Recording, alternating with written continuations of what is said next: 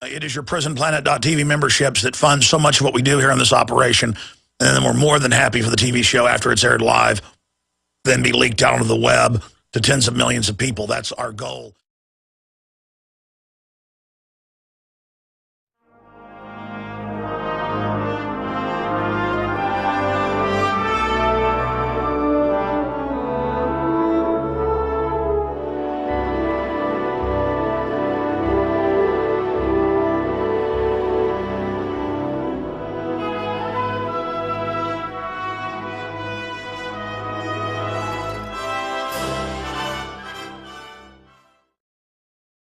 Ladies and gentlemen, it is Thursday, February 7th. I'm not Alex. I'm Aaron Dykes. We're sitting in today. Alex is taking a well-deserved rest, spending some family time, I hope. We're going to bring you a lot of important news today. We've got several of our reporters joining us, so we're going to have them bringing forth the most important news. David Knight's going to join us. We're going to cover drones and a whole lot more. Jakari Jackson, David Ortiz, Melissa Melton, they're all coming up, but we are at an important juncture in history. The authoritarians, the repugnants to the Constitution are completely taking over the levers of power, but they're losing credibility very fast. This Second Amendment battle has been a great moral victory for gun owners everywhere, but we need to hold our ground even more, push forward, and win back the cultural war. That, of course, is what the Infowars is all about. And we're making significant grounds there. The world's changing around us. You've seen the vast GMO battle that happened last year, largely centered around Proposition 37 in California, which was officially lost. But just like many of the battles in the American Revolution, losing isn't always really losing, because it was a significant threat to the establishment that's trying to force us to eat unlabeled foods, lots of dangerous stuff in there. And now they're proposing a federal compromise on GMO labeling that might trump state law forever. And surprise, surprise, the big big food industry is behind quite a bit of it. Supermarkets cry foul as FDA proposes new food labeling under Obama. Will federal compromise on GMO labeling trump state law forever? GMO giant Monsanto joins big business coalition for UN Agenda 21. And from Anthony Gucciardi over at Natural Society, safety group blows lid on secret virus hidden in GMO crops. We'll get to that later in the program. But these two headlines tell a story on the Second Amendment battle. Well, maybe three headlines here. DHS purchases 21.6 million more rounds of ammunition to go along with their more than 1.6 billion rounds. You've got to imagine they're preparing for something. Of course, the entire Department of Homeland Security was crafted, designed, put in place before 9/11, but they used that crisis in a very Rahm Emanuel sense. They used that crisis, rode on the backs of tragedy, all the tears, everyone's hurt, to push through a completely unconstitutional system that we're still living under and that we've got to expose and roll back so we can put back in place our republic, our Constitution, our Bill of Rights. But while they're purchasing more ammunition to occupy America, unprecedented demand. Americans purchase a gun every 1.5 seconds. And an 86-year-old woman grabs gun in self-defense, and she was able to stave off a home robber. And that's what the Second Amendment's for. You would really hope an 86-year-old woman would never have to come to arms, but if no one else is there to protect her, and surely the police can't do it, you would rather she is able to defend herself than let the criminals go wild. Yesterday, last night on the Nightly News, I covered Luke Radowski's story there in New York City, where there's a total citizen disarmament, where you're not allowed not only to have concealed weapons, but you're not allowed to carry knives or really even defend yourself. And he tells the poignant story of a man, his name is Joe Lozito, who was attacked at knife point on a subway and nearly died, but he was able to overcome his assailant. And yet there were police, armed police, on that train no more than 2 feet away from him through a door, and they refused cowardly to come through and save him because they believe the assailant might have a gun. Well, they have guns, yet they wouldn't respond because they say they have no duty to protect and serve. Well, number one, we want to encourage law enforcement and military to indeed protect and serve. And among the protections is not only the people, but the Constitution and Bill of Rights. Look, we've got to reawaken this country. We've got to go back to liberty, self-defense, common sense, people. We'll talk about it more on the other side. A lot of hot news today. Stay tuned. We're going to have a lot of special guests and reporters back on the other side. Infowars.com.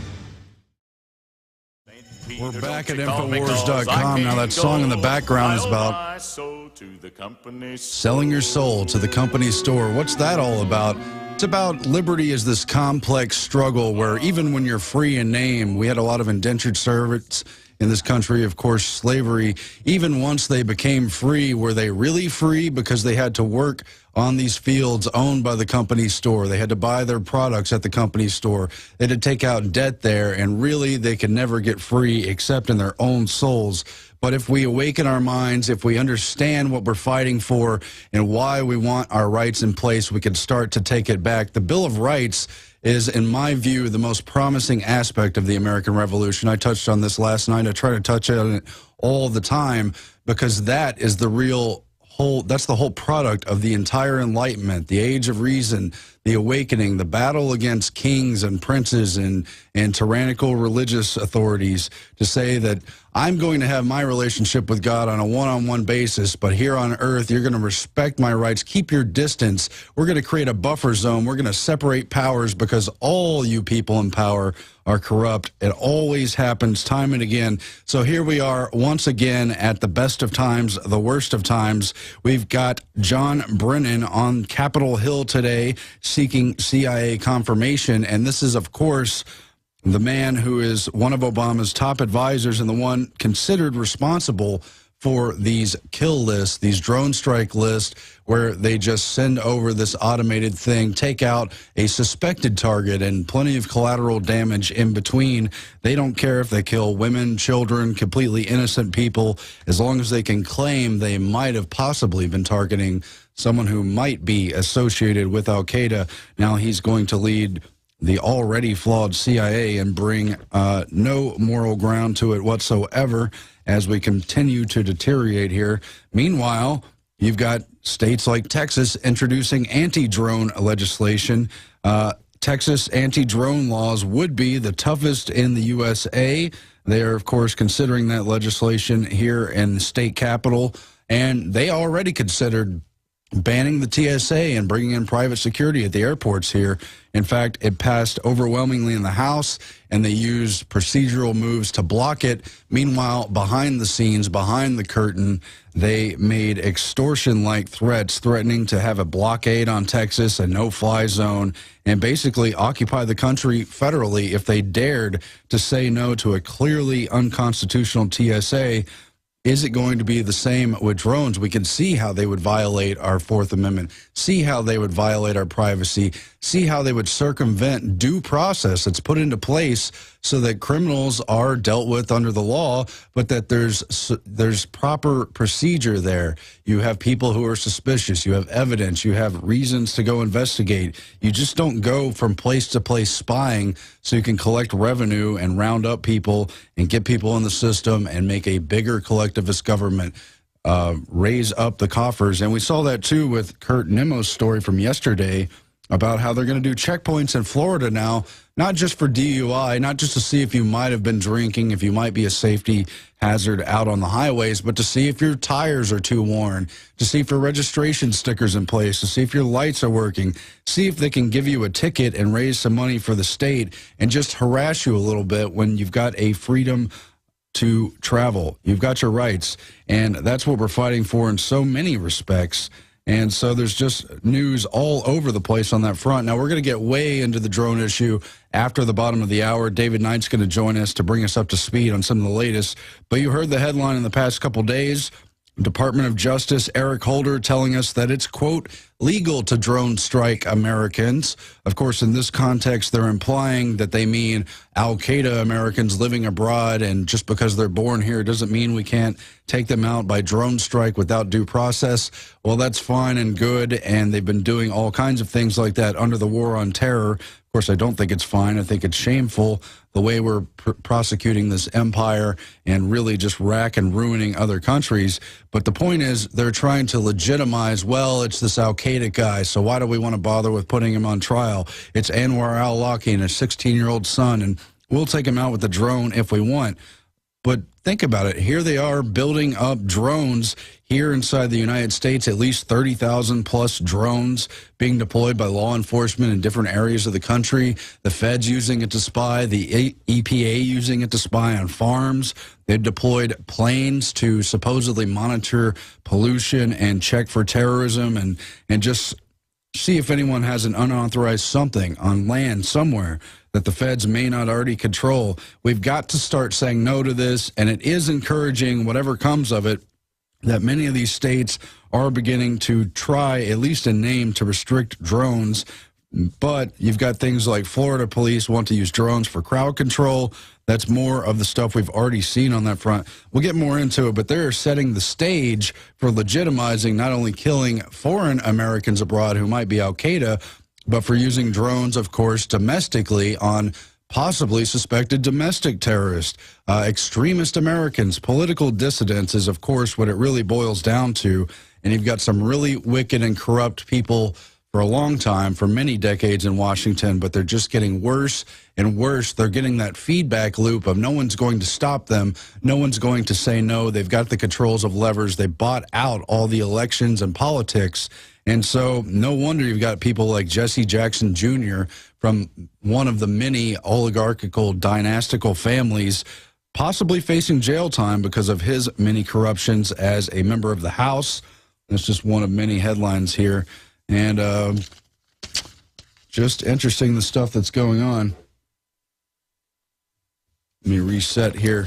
There's a lot of interesting China news, and this isn't really my specialty. I've probably got a lot of ignorance with China, but you can see there's people clearly fighting for freedom there under a very authoritarian regime.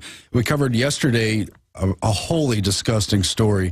I mean, already the entire one-child policy, the encouragement of abortion and infanticide and looking the other way as children are sold into sex slavery and child trafficking, and really just devaluing humans, especially little girls in China. But even more disgusting, just that kind of cherry on top of the icing that was already on that authoritarian cake, is this horrible case of the one-child policy enforcer, these family planning officers who crushed a 13-year-old boy to death because their parents had more than one child and refused to pay the fine. And that fine is a big payoff to the system. It's financially burdensome for a lot of struggling Chinese people. And, of course, children who are born outside of the one-child policy, many of them never are allowed to officially be recognized in the system. They, in many ways, don't have rights or benefits. They can't get inside of different healthcare systems, and they pretty much have to live outside of the books. It's a real tax. But you've got things like in Hong Kong, which is not China proper, of course, poor people in cages are having to pay rent, to rent $167 a month for about a dozen, the 67-year-old former butcher in Hong Kong pays 1,300 Hong Kong dollars, about $167 a month, for a dozen wire mesh cages resembling rabbit hutches that apparently people are living in this dilapidated town. Meanwhile, in Guangzhou, a Yangji village in China, I don't really know the area, to be honest, moats have been dug around a Chinese villager's house to drive them out. They're pretty much taking over all these zones and handing them over to corporations, the kind of stuff we've long seen in America and the Western world. And they're dealing with holdouts. Most of the people sell without any resistance, but there have been many cases of resistors in these villages, and they've dug a moat to basically commit siege against these villagers and force them to sell or basically starve. And just a lot of disturbing news there. You remember the case last year where the man wouldn't sell his property to the Chinese government, and I remember the case, they were going to hand it over to a corporation, and he was holding out, he refused, and so they just steamrolled him to death, just like this family planning worker just dehumanizingly, wantingly just murdered, ran over with his vehicle, a car, a 13-month-old baby boy. I don't know how people can get to that point, but that's the kind of thing you see under authoritarianism. We've got to fight back against it. Other news on Infowars.com. What's behind the punishment for fake guns in schools? That's a John Rappaport article. We've seen a lot of coverage of this, of course, whether it's the 5-year-olds getting in trouble, even arrested, put on their permanent record for bubble guns or kids getting in trouble for drawing guns or talking about guns or making a hand sign for guns. And I remember Brandon Smith, Alt Market, he made a good point that they know it's ridiculous. Obviously, it's not a threat. This is an Orwellian mind-bending event where they're trying to teach an entire new generation of children, obviously very impressionable, not yet in touch with history or their rights or what's going on in this country, trying to teach an entire new generation of children that guns are bad, that they're repulsive, to give them almost a Clockwork Orange-like auto response to the very image, the very idea, the very discussion of guns. And so by punishing a few of these children as examples, all children will have a chilling effect not to get into the gun culture. And that's the very opposite of what our founders talked about. I believe as Richard Henry Lee talked about, we should not only all have personal rights to arm ourselves and be trained in guns, but especially the young should be trained in guns, learn how to use them safely, be responsible, but know how to use them so that no one can run over that culture. That's the makings of a free society. And I know it sounds radical today, but people are rediscovering that. That's what's happened with the Second Amendment. Mike Adams had a great article yesterday highlighting the many victories, maybe between the jaws of defeat, we've seen in the attempt to rein in guns. It's totally revitalized the culture. You've had law enforcement and military standing up to say they're not going to take part in any confiscation. You've had record purchases of guns, people lining up at gun stores, re-engaging in private sales, and preparing to resist the government through words, through the info war. Let's not let it get violent. But if they ever try to trample on our rights that far, we're not going to let them do that either. We'll be back on the other side, a lot more ahead of us. Stay tuned. We're back again, Infowars.com. Alex is going to be back shortly, but today we're trying to hold down the fort. We're going to parade some of our excellent reporters coming up later in the broadcast. David Knight about to join us, Jakari Jackson, David Ortiz, Melissa Melton, also all coming up. And we're going to break down all kinds of things going on in the news. We're going to talk about the cultural war. We're going to talk about the symbols they hit at the Super Bowl and how they hide those symbols in media all the time around us, and how that assaults our psyche and how that contributes to the way they dominate our culture. And just one example of it, of course, we've talked so much about the Second Amendment, about gun rights, and we've talked a lot here at Infowars.com about genocide. Well, yesterday, the Demand a Plan crowd, which comes from the Mayors Against Illegal Guns, that's Bloomberg's group. So you can see already where this is a very globalist-oriented, eugenics-oriented group who really just badly wants to disarm America. Well, they've rounded up all these celebrities they control in so many ways, through the purse strings, through, who knows, lifestyle, blackmail stuff. Tony Bennett, if Americans keep firearms, the rest of the world will really take care of us. Kurt Nemo's got an article highlighting his comments, showing the video, but they rolled out all kinds of celebrities. We talked about Chris Rock yesterday, who is so ignorant and so backwards that he thinks the president is the boss of the country instead of the other way around. The president's just supposed to be an executor of the laws, kind of a bully pulpit representation of the pulse of the people. They're not supposed to rule over us. Other countries have kings. We fought a rebellion. We fought a war. We fought a revolution to not have a king, so that we could have a normal civil society with the balance of power, as much representation as possible. Yet here's these Mayors Against Illegal Guns who don't understand the Second Amendment, or some of which who do, but would just love to see the country destroyed, playing into the hands of democide. Now, just remember for a minute, just for context, that Mayor Bloomberg is one of these people who goes to these secret genocidal meetings with Bill Gates, with David Rockefeller, where they talk about how to curb the world's population. It's, you know, those secret billionaire meetings where they bring in the top billionaires, people like Oprah for show, but the real controllers, Bill Gates, David Rockefeller, and their powerful foundations that spread eugenics, family planning, abortion around the world, and who are trying to control the food supply through the GMO issues and doing so much more. Here they are also behind the Mayors Against Illegal Guns via Bloomberg and all these other brainwashed mayors rolling out these celebrities. And what does Tony Bennett say? He says that gun owners basically are like the Nazis, and to paraphrase his remarks, if we don't rein in the gun culture, this gun violence will be taken care of by the rest of the world. In other words, he's suggesting there'll be a world war against America as if they were the Nazi enemy because we haven't restricted our gun rights. Well, that is just a veiled threat for the globalists to conquer America. I mean, that's what it's always been. Every time they disarm, they then commit genocide, atrocities, and of course take rights and rack and ruin these countries to bring them under the yoke of the larger one world government system, for which I would argue the United Nations is just one vehicle of. It's a larger agenda beyond that. That's kind of a shell building framework organization. But like Gulliver's Travels with the Lilliputians, they use 100 ropes, 100 binding things to bring down the big enemy America, to bring down any free country and bind them down with a bunch of small ropes. That's one thing the United Nations does. But Tony Bennett here saying, excuse me, where's that quote? It's the kind of turn that happened to the great country of Germany when Nazis came over and created tragic things and they had to be told off. And if we continue this kind of violence and accept it in our country, the rest of the world's really going to take care of us in a bad way. And I really know history and I understand what's at stake with guns. Yeah, no, you don't.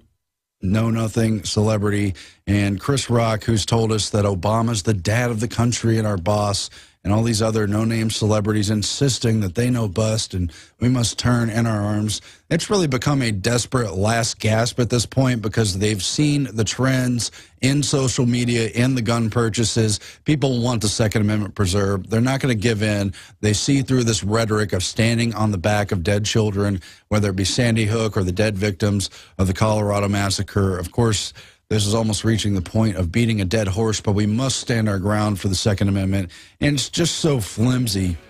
These people with no arguments trying to take away our rights and just pimping for these globalists.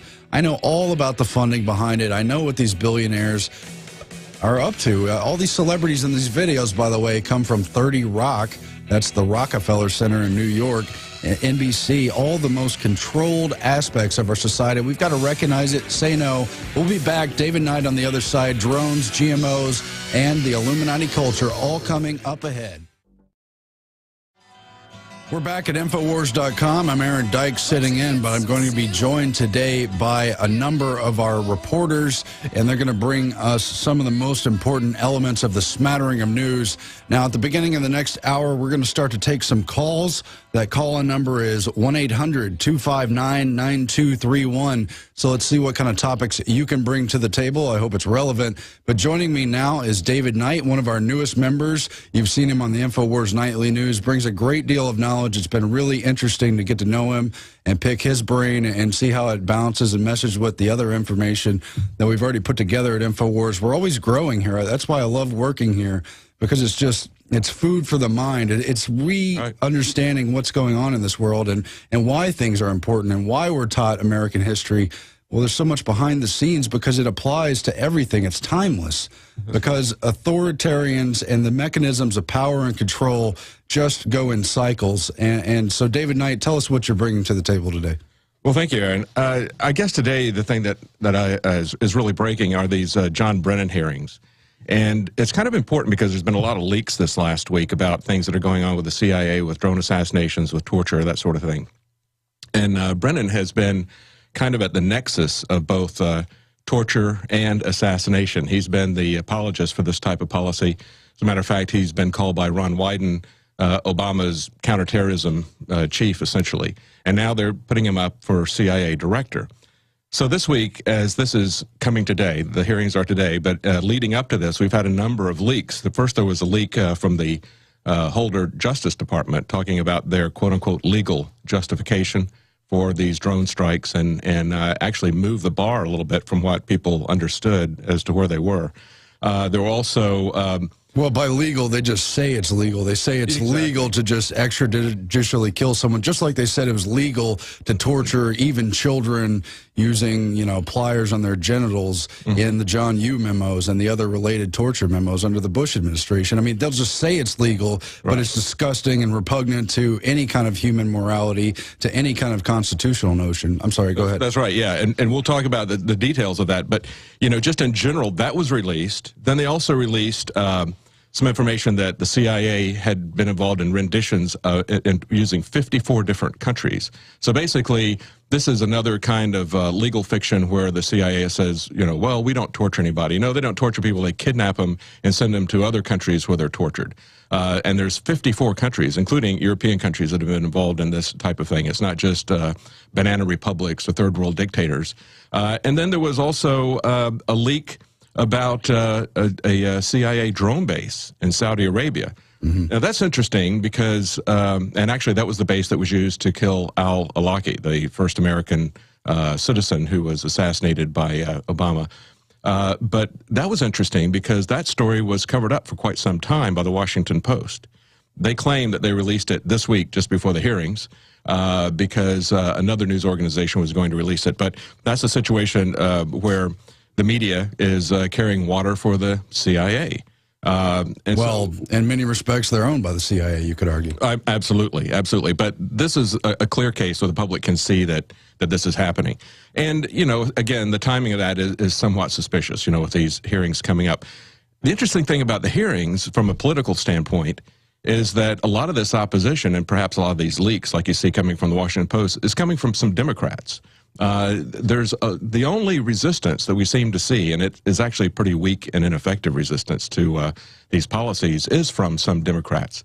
The Republicans, by and large, are kind of cheering this stuff on. They're all for torture and that sort of thing. As a matter of fact, last night I heard, as I was driving home on the radio, I heard Sean Hannity had somebody on his show, and they were taking this classic left-right paradigm to the extreme, where the one fellow that was a Democrat was defending Obama's assassination programs while he was criticizing Bush's torture programs. And then, of course, Hannity took exactly the opposite position, that torture was fine, but assassination was bad. And it's like the only thing that's being tortured here is reason and morality and the legality of doing this stuff. I mean, it was such a tortured discussion. It was just amazing to hear these guys try to jump through hoops to defend one position and not the other, because there is no legal or moral justification for what they're doing, either one of these guys, but they're defending it strictly on partisan grounds like that. Well, obviously not. Now, John Brennan, of course, as we mentioned already, was behind the kill list. He's the one who comes to Obama each week and says, here's the targets we want to send drones over and strike. Now, they want to exploit our emotions and try to tell us that 20 children who are dead at Sandy Hook by a random killer who apparently was not properly profiled in society, that we should worry about that. Well, here's two killers that we know about in the White House who have children's blood on their hands. They drone striked a 17-year-old girl. John Brennan has the 17-year-old girl's blood on his hands. So does Obama. Yeah, and just from a pragmatic standpoint, one of the articles was talking about a Muslim cleric who had taken a stand against al-Qaeda in his country. And he got a call from al-Qaeda, and they said, we want to meet with you. So, he assigned a time and a place to meet with them. He took a local law enforcement guy with him as kind of a backup. 3 al-Qaeda show up, and the 5 of them are talking, and a drone strike hits, vaporizes all 5 of them and a nearby camel. Okay, now this guy, if they wanted to really do something in terms of winning hearts and minds, I mean, if you want to buy into the Republican vision of what this war is about, that it really is some kind of a crusade, moral crusade, which I don't believe that it is. I believe this whole thing is a false paradigm, that it's set up by the CIA. That it's a sham for geopolitical control as well as domestic control. Absolutely. But even if you want to take the position that, these drone strikes are saving American lives, it's like, really, exactly how are they saving American lives? I mean, are they saving American lives because, they're keeping the military from going in and attacking these people? I mean, first of all, is this war justified? But then secondly, when they destroy somebody like that is essentially on their side of the issue, that is opposing al-Qaeda, all that does is inflame the righteous indignation of the people who are there. Think about Pearl Harbor. Think about the standard historical perspective of Pearl Harbor.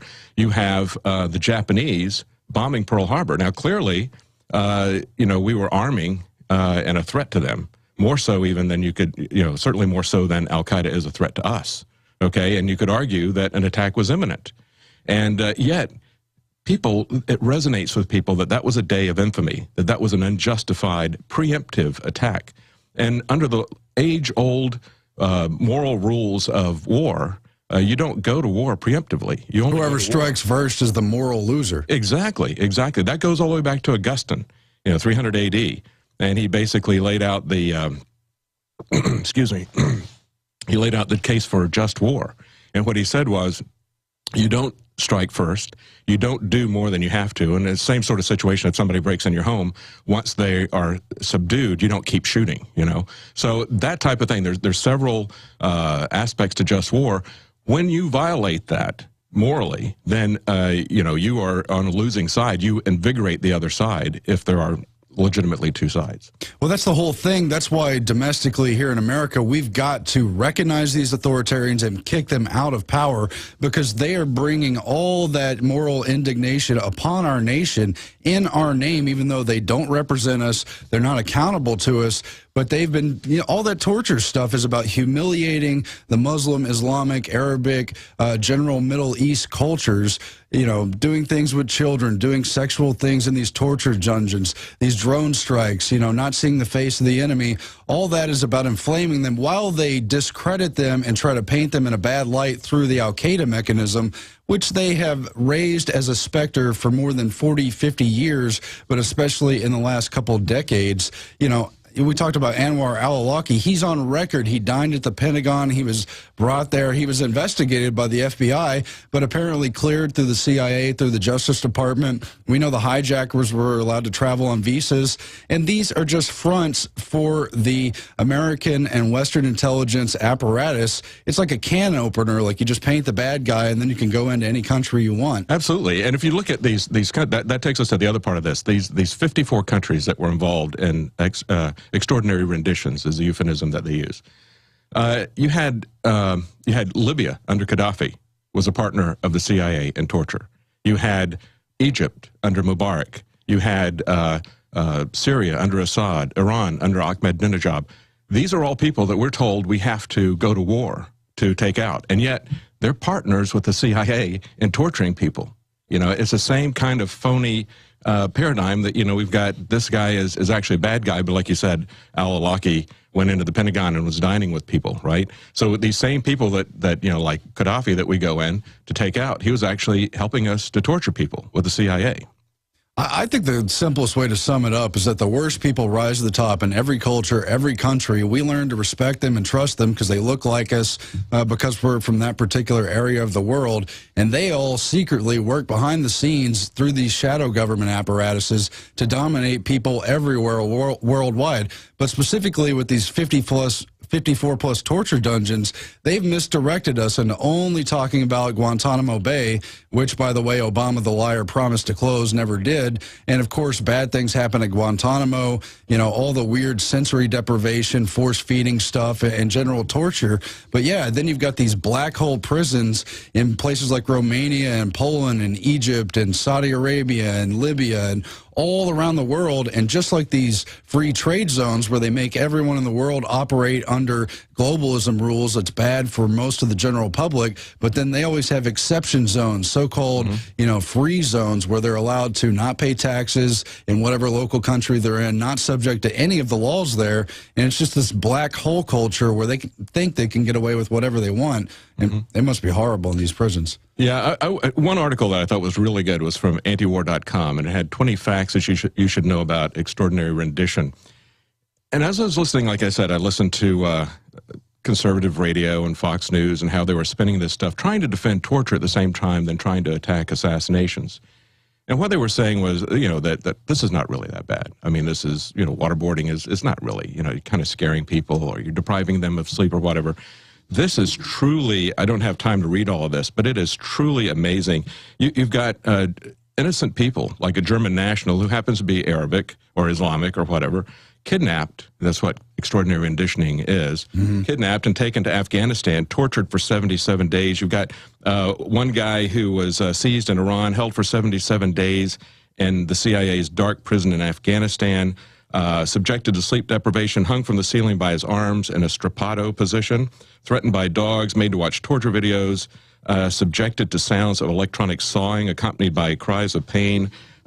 You've got one of these fellows who is threatened to have a relative of his, this is another common thing that they do, is bring in children, wives, mothers, and threaten to torture them in front of the people. And it's just amazing the stuff that you see here. This is our government. Okay, this is our government, the CIA, that is at the center of, you've got all these 54 countries, and their names have been made public, and it's creating scandals in the UK and other European countries. People are calling for people to resign. But at the center of it is our government. Our government, hijacked by the repugnants, are modeling themselves on literal brainwashing techniques from communist China, North Korea, from the Spanish Inquisition. It's the worst of the worst stuff done in our name, and it's so insulting to everyone involved. And yet what you see here is you can't get a unified front from either the Democrats or the Republicans to say, this is wrong, let's stop it. These perpetual wars are wrong, let's stop them. Instead, they're just trying to defend their guy. If their guy is torturing but not assassinating or this or that. But, it was even more ridiculous for the Democrat because Obama is continuing all these torturing programs as well as adding assassination. I mean, that's the actual thing that's going on. It's not like he stopped the torturing. Of course he didn't stop the torturing. He's just adding this assassination, especially of American citizens. And that's one of the things in this legal memo that was really amazing is that is to see what they say to defend it. They say that it is, it's legal, it's effective, and one of the things that they pointed out in the memo, they had 4 conditions, and they said that you need to have an informed, high-level official of the U.S. government determine that the targeted individual poses an imminent threat of violence against the United States. 2, capture is not feasible, and 3, the operation will be conducted in a manner consistent with the application of with applicable laws of war principles. Well, it has to be all 3 of those, right? And if it's going to be applicable with the law of war principles, then it's going to fail every time. Because, again, we're back to a situation where they're not only saying that, we were concerned about the drone assassinations initially because they were being conducted against people who had not been given due process. Okay, that was what everybody was concerned about. But they're not even saying that they need to have studied this situation and determined that this person was responsible for an attack. They're not even saying that that person is planning an attack. Now what they're saying is it's enough that that person is associated with Al-Qaeda or some other group that they have labeled as terrorist. And see how they're moving the football field? First, it's we were attacked, so let's go get retaliation. Well, that's one thing. But now it's all the way whittled down to, well, you're associated with people who might be Al-Qaeda, might be extremists. And that's just what's so disgusting because you can see how they're trying to bring the war home here to occupy America and to target dissidents. It happens in every country. It's very historical. But again, this drone stuff, this torture stuff, completely is a continuation, a parallel to the worst of the abuses under the Bush administration, which is a complete upending of our entire country. And again, they were already torturing people, already doing all this extrajudicial stuff, but then they write white papers and memos out of the White House to justify it after the fact. Yes, and I would say to people like Hannity who say that waterboarding is not torture, is he aware of the fact that that waterboarding was done by Japanese officers against Allied soldiers during World War II, and that those Japanese officers were considered to be war criminals? Some of them were executed for doing that.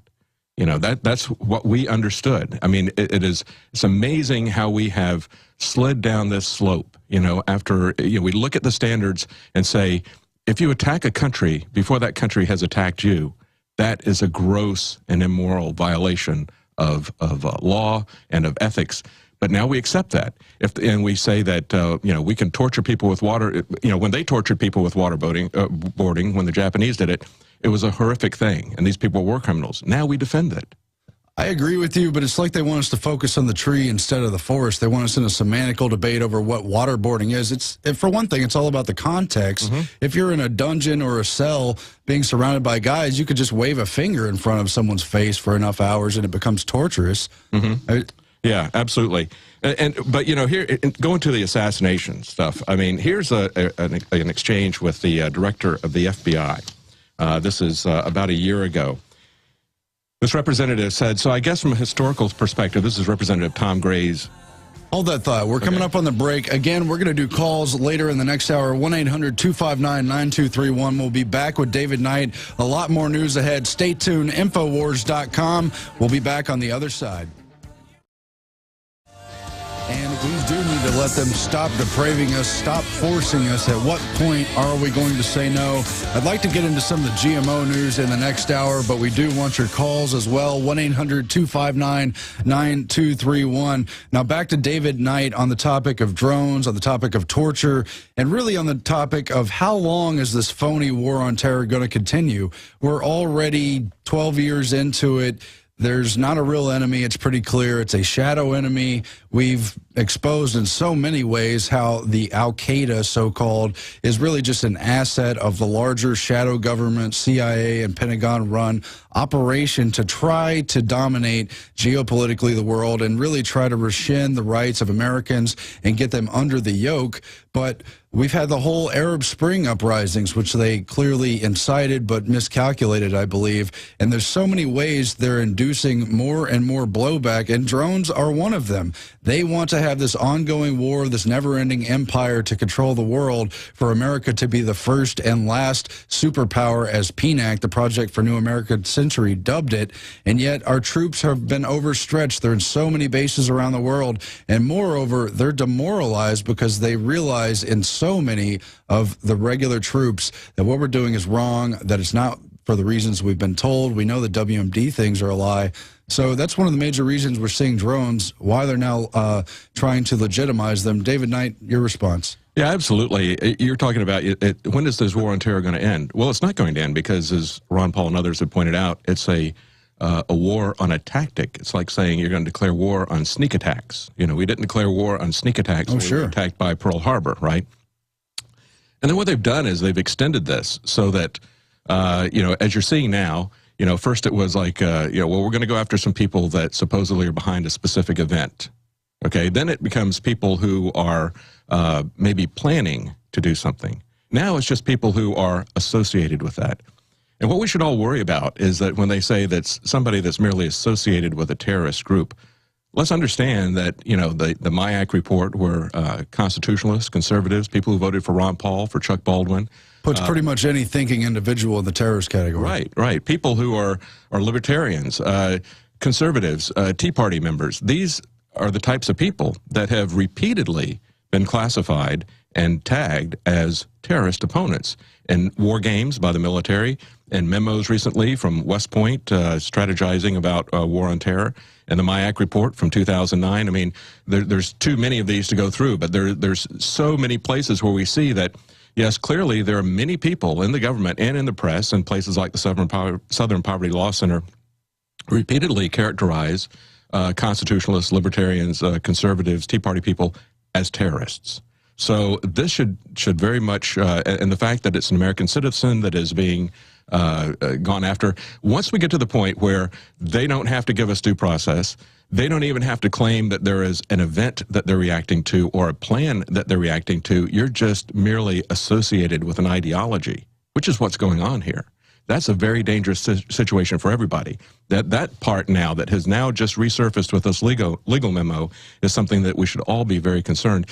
And, you know, as this is coming up, again, the chair of the Senate Intelligence Committee is none other than Dianne Feinstein. This woman seems to be at the center of everything pretty much that's evil.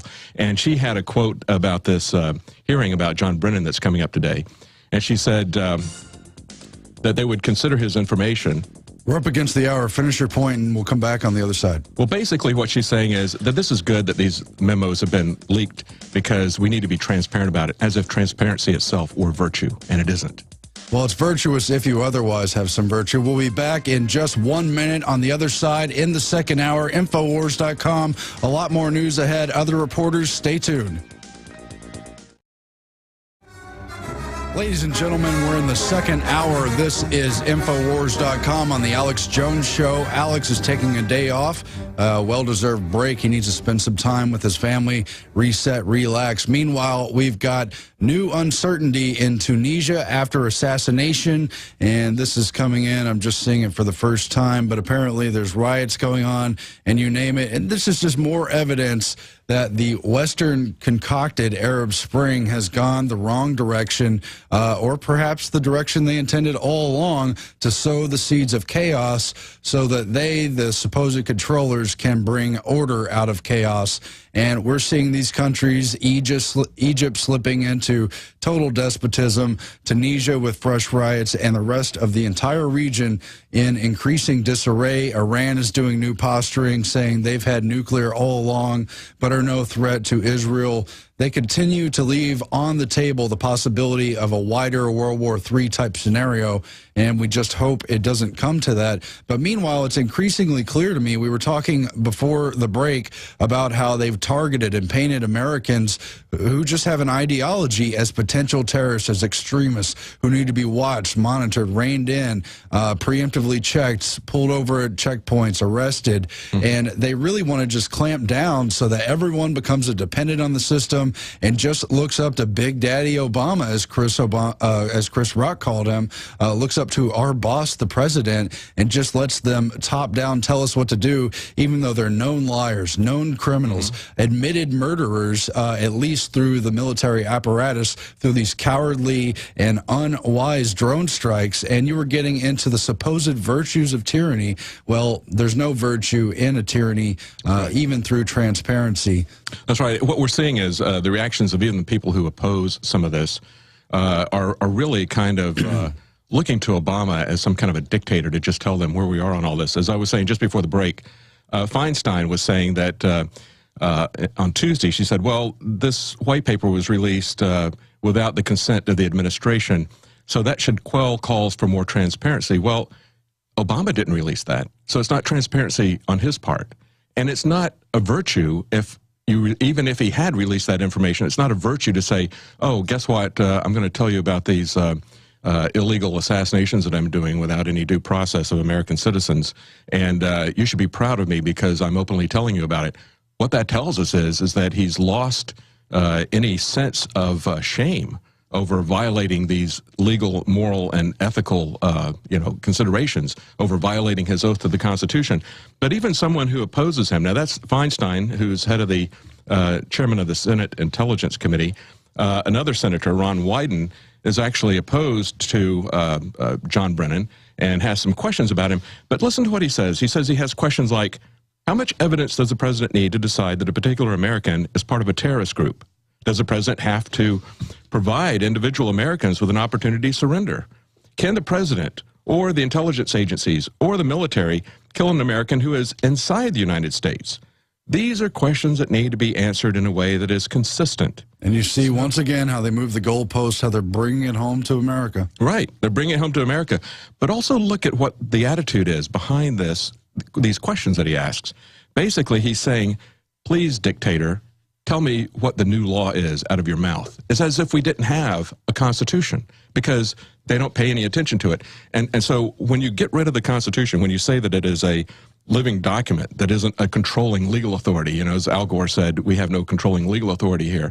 As Ron Wyden is saying, we don't know where the administration is. Tell us where we are. You're standing on slippery sand. You have no foundation to stand on. Slippery sand, slippery slope leads to all-out despotism and tyranny. It's just happened over and over in history. That's what's so frustrating about it. We'll get more into that. We're going to take calls as soon as we get on the other side of this break. And, of course, David Knight will be hosting the Infowars Nightly News tonight. We're doing it live this week, ladies and gentlemen. How exciting is that? Tune in, tell your friends, subscribe, share it. Let's get the word out. Let's change things. Ladies and gentlemen, the world is being made and remade according to a very disgusting, dark, repugnant to the Constitution, authoritarian design.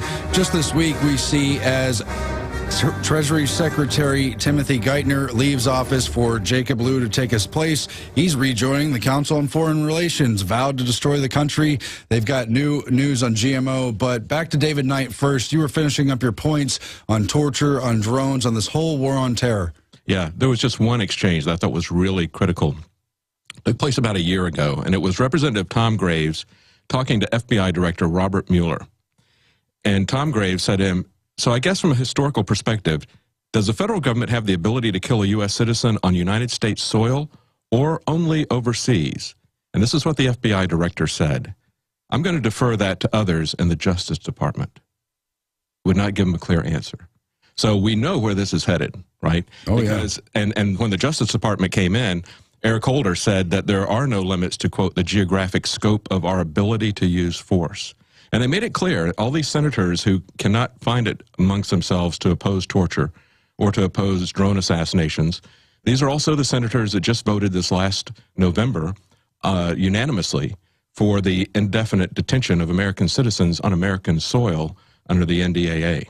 Oh, yeah, they bent over and just passed the NDAA, you know, completely stripping away any of the last vestiges of our due process, of our Bill of Rights. But just read that quote one more time, because we've seen how they're trying to bring the drone war, the occupation of America home. That's what all the continuity of government, all the leaked documents about FEMA camps to just general Homeland Security operations, all the painting of dissidents and patriots and returning veterans.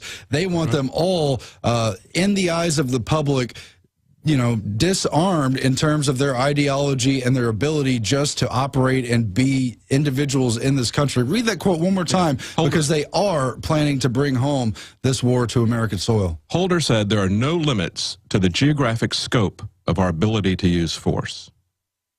No limits. And clearly they don't see there's any legal limits to what they can do in terms of the military use of using the military as police, militarizing the police, you know, indefinite detention without trial, execution of people without trial, execution of people even without a crime having been committed, without evidence of a crime even being planned, merely by somebody's association with a group that they target and label as terrorist. And that's a label that we've talked about has been thrown around pretty indiscriminately and at a lot of people. And there's Eric Holder, knowingly with the blood of Fast and Furious on his hands, and he and John Brennan and Obama think that because they do these unconstitutional, immoral things by proxy, that somehow that doesn't morally fall back on them. They're going to have a big price to pay in their soul, but at the same time, we've got to work overtime to expose them, to get them out of power. I want to go to a call, and we can continue this discussion. Frank in Indiana, you've been holding the longest. Thank you, gentlemen. And what I wanted to talk about is exactly what you're talking about. First of all, I want to call everyone, make your peace with God. Pick up the Bible, start in Matthew or John. And second of all, now is the time for civil disobedience and for political activism. You going along with what you guys are saying. That's why they're putting 30,000 drones in the skies. That's why they're putting all these TV shows demonizing the founding fathers and guns. Because it's getting to the point to where they are going to call the Americans the terrorists, and they will justify killing us. Yep. And that's exactly where it's headed to.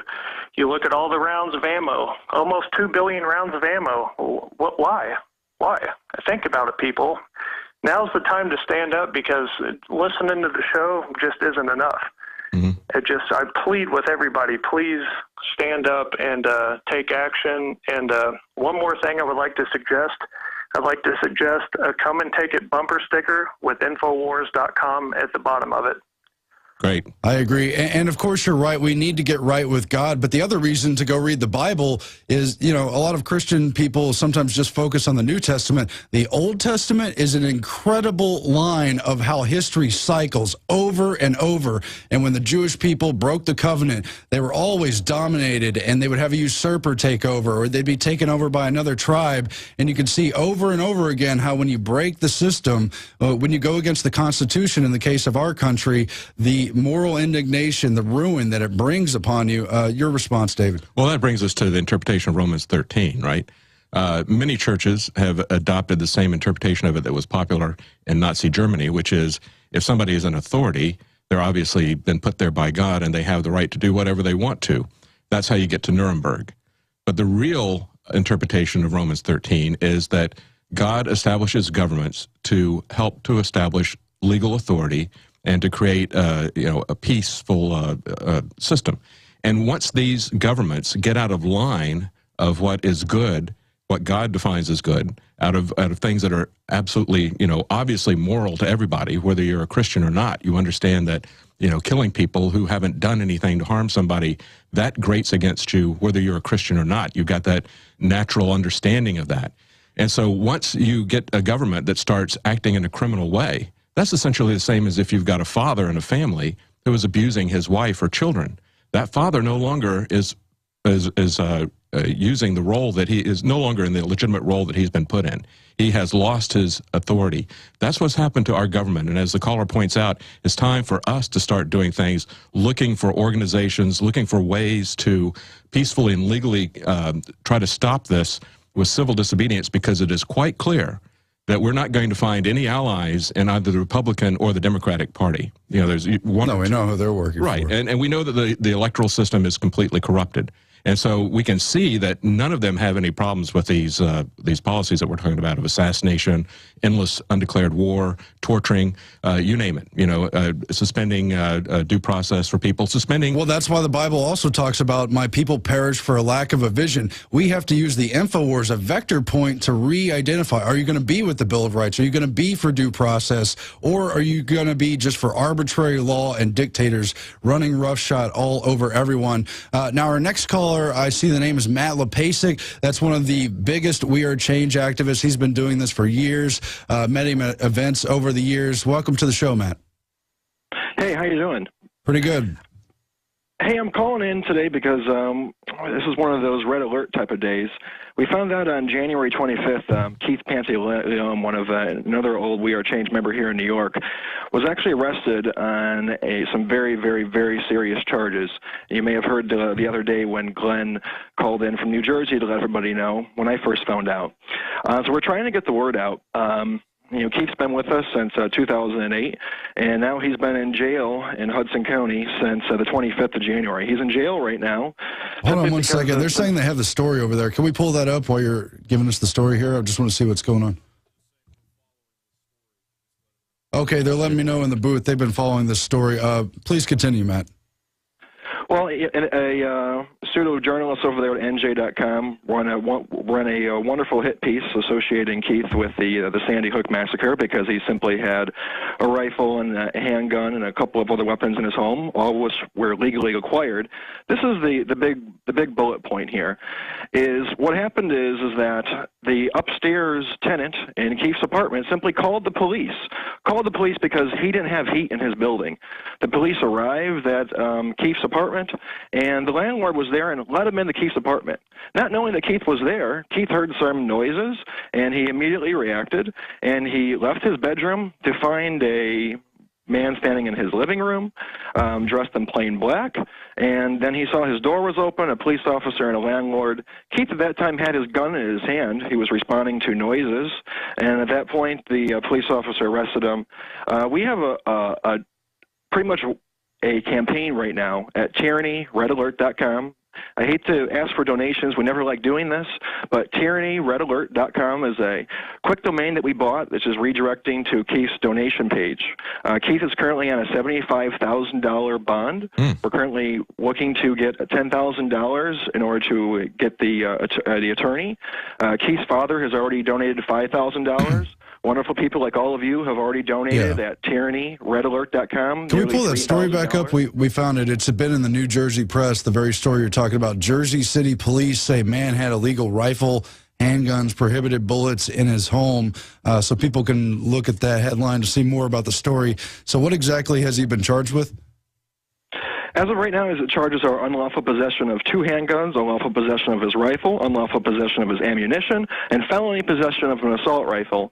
All because without a warrant, without so much even as a knock on the door, the landlord lets gentlemen, police officers, into his apartment. And when Keith simply opens his bedroom door, he sees police officers. He's got a gun in his hand. He immediately realizes what's going down. He puts the gun down. The officer asks, "What was that?" Because it was in its holder, all zipped up. The officer then immediately saw the gun and arrested him. Didn't ask for receipts. Didn't even check the validity of any of the guns. Nowadays, in 2013, you have got a gun, you are a enemy. Sure, they brainwashed everybody. So, yeah, that's the case of Keith Pantaleon. We can look that up. David Keith? That certainly is a case that's going on there. You know, there's been other cases. There was one, I remember a guy was in the process of moving across country, and he was just stopping through New Jersey, I believe. He had in his trunk some weapons that were stored in his trunk, along with the other stuff. He was clearly moving, and his mother was concerned about him, called the police. They pulled the guy over and then conducted a search of his car, found the weapons, and then wanted to send him to jail for a very long time. These types of things that you're seeing happening in New Jersey, this is what's going to happen across the country if these kinds of gun control laws go through. This is what we all need. You know, help this person here, but also understand this is a pattern of tyranny and of jeopardy that is going to be facing all gun owners if we don't stop. Or the other case where the New York police say, we don't have a duty to protect you and we'll stand by even if you're being stabbed by a serial killer. We're going to get to more calls on the other side. Jakari Jackson coming up to bring some fresh news to us. David Ortiz, Melissa Melton later in the broadcast. And stay tuned. We got exciting stuff. We're back at Infowars.com on the other side of this break. At the bottom of the hour, we're going to be joined by Jakari Jackson. He's going to be covering some rather disturbing news. Yeah, there's a dark side to the Super Bowl, and there's something that happens to society when we give in and reduce ourselves to bread and circuses. That's why we need to accelerate this reawakening. But we're going to jam in some calls. Cody in Pennsylvania, thanks for holding. Are you there? Hey, Aaron, how you doing, man? Hey, I'm all right. How are you doing? Good. Yeah, my comment was in reference to you and David were talking about just how DHS and, you know, other government groups are targeting gun owners, libertarians, and things like that. I had an experience before the both of the shootings happened in Colorado in Newtown, where I tried to purchase a handgun and was denied, although I have no felonies or any misdemeanors that would be considered, restriction on owning a handgun. So you think you were flagged in the system for political speech, or what's going on? Well, the thing is later on, I had a gun stolen out of my car, my first handgun, which I was approved for, and it was about 2 years old before it got stolen, and I went to report it to the police station, and the police told me that it was in the original owner's name and that the state hadn't put in the information. Oh, so they forced the registration and the tracking of serial numbers, and then you get identified as the criminal when an actual criminal steals your weapon. Isn't that interesting? Something that doesn't seem to come up in the mainstream discussion. Well, let me give you 30 more seconds and we're going to move on. Yeah, I mean, I just said if I got, you know, pulled over and they wanted to check my car and, you know, everything else because I have political speech stickers on my car, you know, and I had my handgun and I was legally carrying it, I would have went to jail until they figured out that they made a mistake. And I probably would have been denied a handgun for that reason after the fact until they sorted their mess out and, you know, with no regard to my safety. I hear you. It's troubling. Your phone's a little bad, so I'm going to let you go, but I appreciate the call. That is something to think about, how registration can unfairly target someone and deny them their Second Amendment rights. There's so many troubling aspects with the gun control agenda that they want. We've analyzed it in detail. Let's see what Janos in Canada has to say. Thanks for holding. Hi, how are you? I'm hanging in there. What are you bringing to the discussion today? Can I express myself, or I need to follow the exact topic of the gun control? It's open phones, but you got to move quickly because we're coming up on a break and we're trying to jam phones. Okay. You know, I stopped watching television. There's so much evil there. You know, all this mind control there is just incredible, you know, and what I wanted to say is that it's so demonized. You know, they try to hypnotize people's minds and souls, so you don't have time for your family. You can't be focused. You know, it's all propaganda on TV. I cannot believe this. You know, me as a believer, as a Christian, you know, I trust Jesus, and that's what I say to people, to all Americans and Canadians, to trust Jesus. Jesus is the way. Jesus said, I am the way, the truth, and the life. No man cometh to the Father but by me. But people now, they're putting their faith in the governments. They believe all these lies all the time. You know, and I don't vote for governmental officials. I don't vote for, let's say, example, Stephen Harper from Canada or Obama. They're all Freemasons. They're all liars. They're all caught up in the system, and all these entertainers are too, and that's why we see at these Super Bowls and other high television rituals such an extreme display of these occultic hidden symbols, and there is an aspect of mind control going on. It seems unbelievable to many people, but if you look more deeply into it, it's there. We're going to get into that in the third hour, actually, so I appreciate you bringing the topic. Let's finish out the segment with Dave in Arizona. Thanks for holding, Dave. Oh, yes. Hi, Aaron. I'm just going to hit you right with the jab first. I think the mark of the beast is in effect right now. And I'm going to explain why. We don't want to be part of the evil done by the United States. Is that correct? Yeah, you got about 40 seconds, but I'm with you on the point. Hey, we have freedom of religion. Is that correct? We're told we are, and it's pretty much what we decide to express, though. Okay, well, the United States forces us to keep the beast alive. What if my religion says I cannot take the name of an evil nation or use a number by which money is taken from my wages? What if I want to think one way, but a government tries to force me to think another? You can't own property. It's hard to get a job, if not impossible, without a social security number. You've got to buy and sell under the cashless grid. It's coming. Thanks for your call. We are going to break, but we're going to be back on the other side with Jakari Jackson.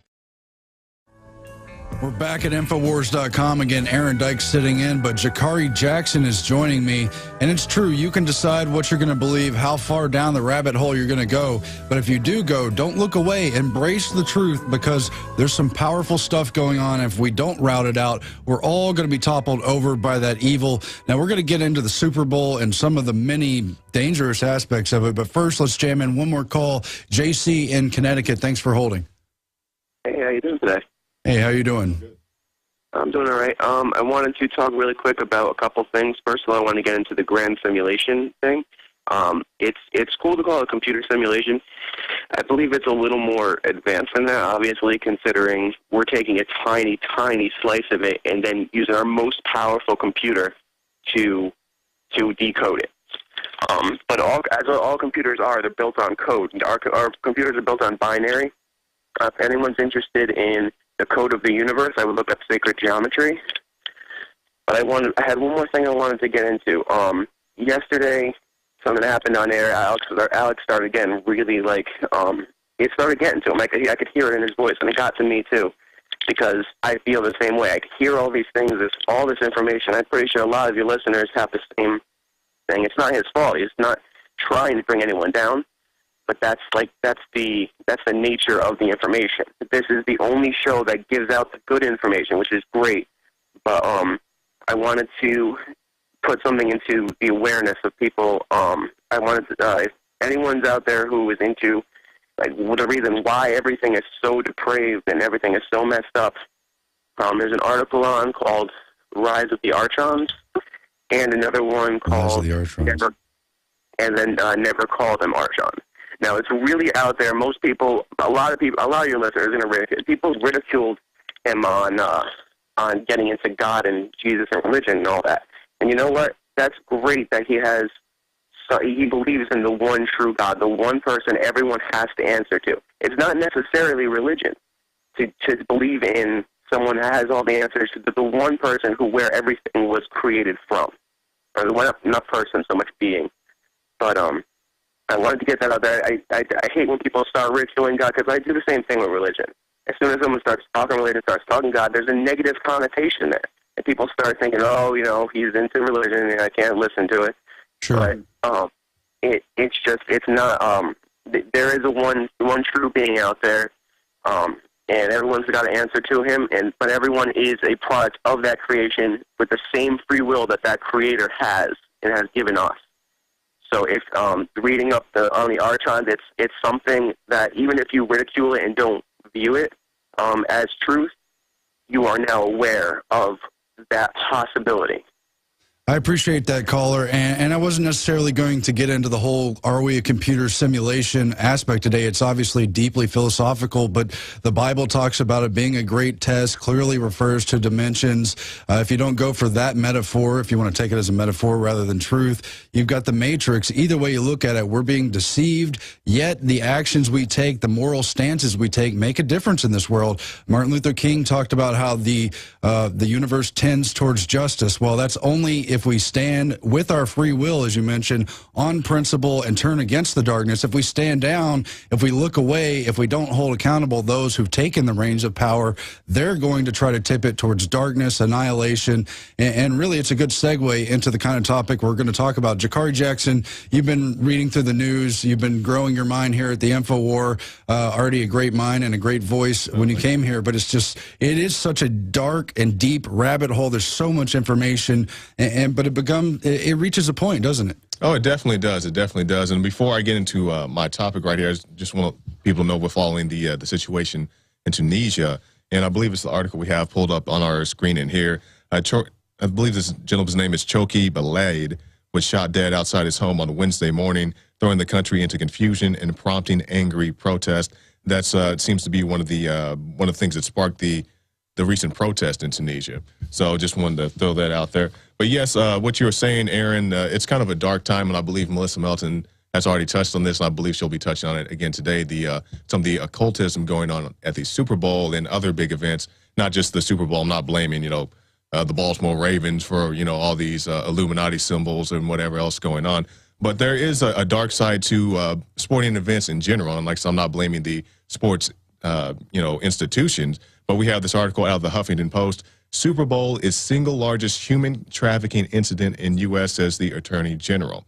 Now, this is something that came to my attention a few months ago, and it really bothered me to see that there's such a large gathering for human trafficking, but it's something under the table.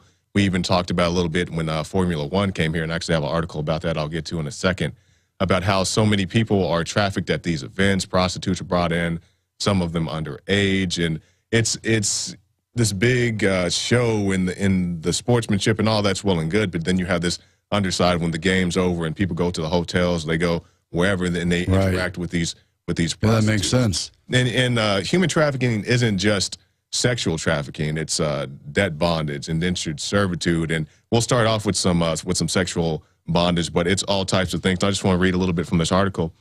According to Forbes, 10,000 prostitutes were brought to Miami for the Super Bowl in 2010.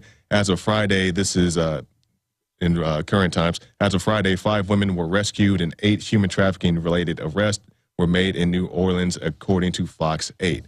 And that's just the tip. I mean, I have stacks. I originally wasn't even going to talk about this today because I didn't think I could get enough information in time. The problem was I didn't have enough time to read through all these articles. There's just so much information on the topic. And I have this next story from the International Business Times. Sex trafficking at the Super Bowl. Does America's dirtiest secret tarnish the NFL's biggest event? And once again, I'm not blaming the NFL or any of these organizations, but this is definitely something that's going on at these events. Well, it's a societal thing. Yeah, and it's all over. It's the NFL. It's in this one is about the NBA. Now, this isn't so much about trafficking at the NBA, but the NBA got to a point they said we need to speak out against this, and they actually went to Greece to demonstrate against it. I mean, it's a huge problem. Well, look how the Super Bowl brings together kind of the worst aspects of society. I think it's great to be an athlete, being competitive and trying to make yourself as good as you could be. Obviously, it makes sense. Being on sports teams is fine. But in general, we've got a degraded, slipping away society. We're falling apart at the seams because people are tuning into these sporting events. They're losing touch with what's important, their family, the reasons for the country, the most important institutions, keeping people accountable. It's very much a parallel to Roman history, which was a republic as well for 600 years.